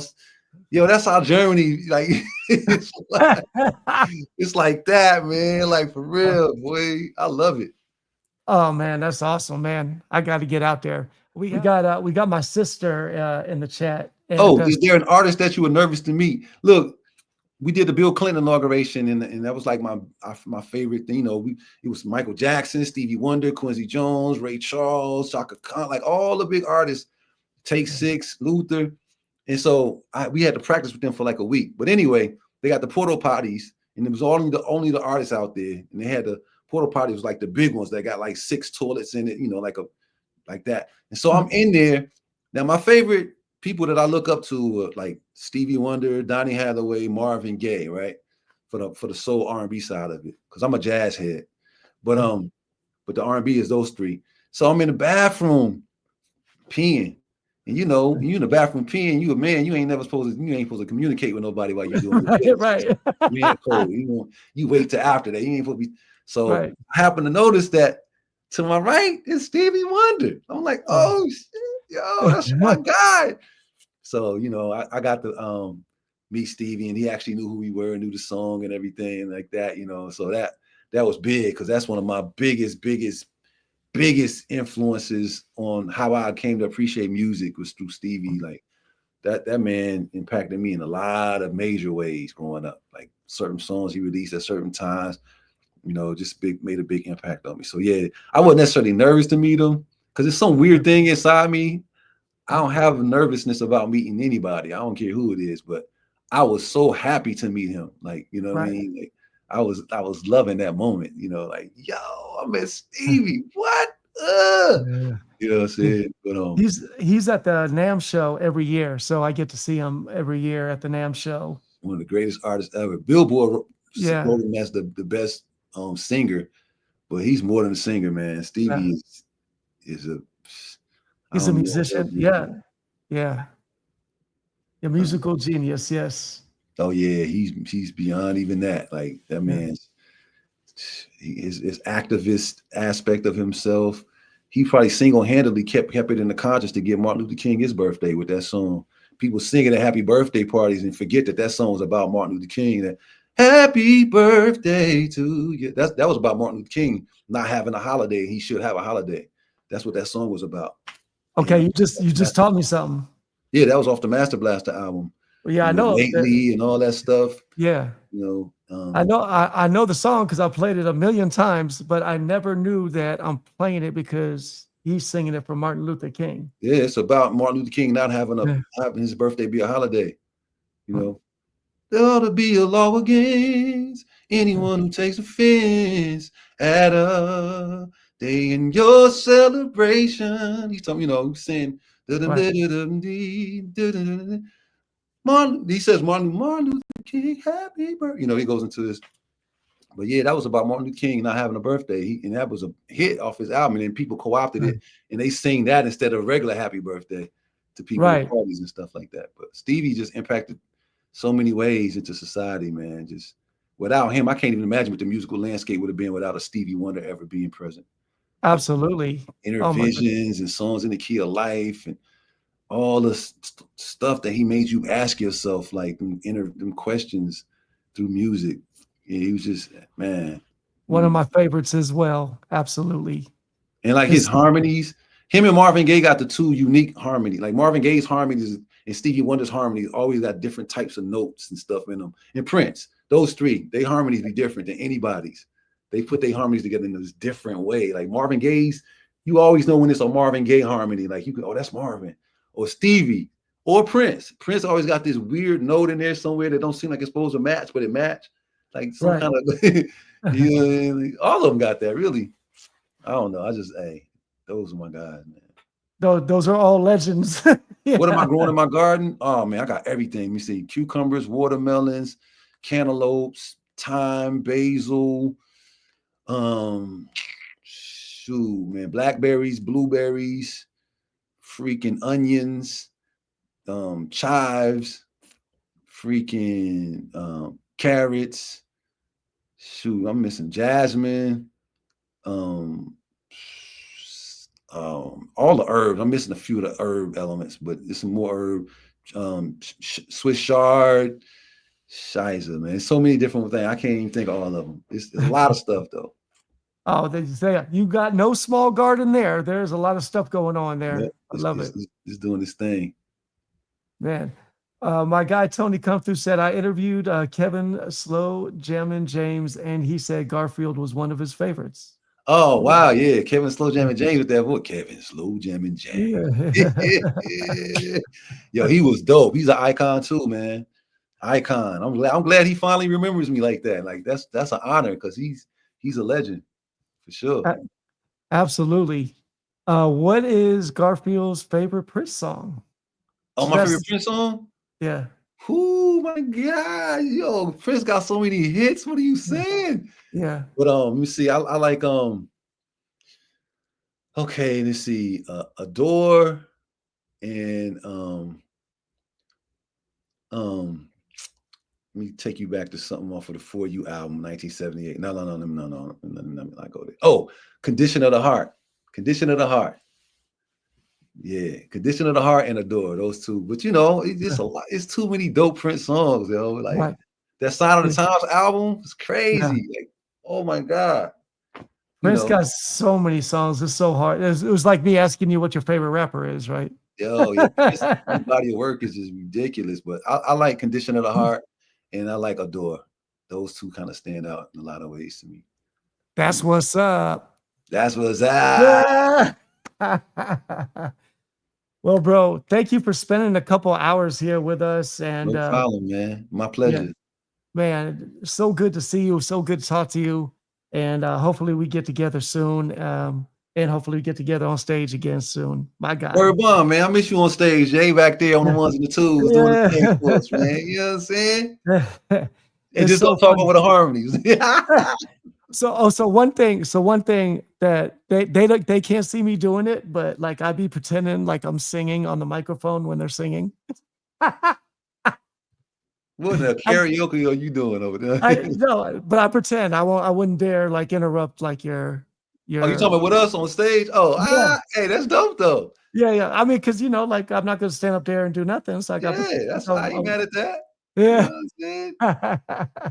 Well, thank y'all. I seen the comments. Y'all saying thanks and great interviews. So thank you. I appreciate it. It was just, it's just, I know Jay Verse, so it's just fun just sitting up here chopping it up with Jay, man. That's my guy right there. You know what I mean? So, Yo, We he's a go. dope individual. I'm glad y'all tuned into his show. That's what's up for real. And Thank you. Thank you. you know, I wish Jay much continued success. And having a reflective moment where you go give your father's ashes to Brooklyn and everything. And yeah, man, you know, stay dope, stay up, and thank y'all out there in the viewing audience for tuning in and checking us out. You know, it's been fun. I had a good time. Salute. And go check out Garfield Bright of Shy.com, right? Garfield Bright of Shy. Yeah, GarfieldBrightofShy.com. If I could collaborate with a rapper, I would collab with Lauryn Hill, man, because she's a singer, a rapper, and other than her, Missy Elliott, and just I'd love to sing a hook for Nas or something, like a hook on a Nas song or something like that. That'd be All dope. right. And Raphael Sadiq. I would love to do something with Raphael Sadiq. That's what's up. See, thank you to my boy Garfield. Thank you, bro. Yes, sir.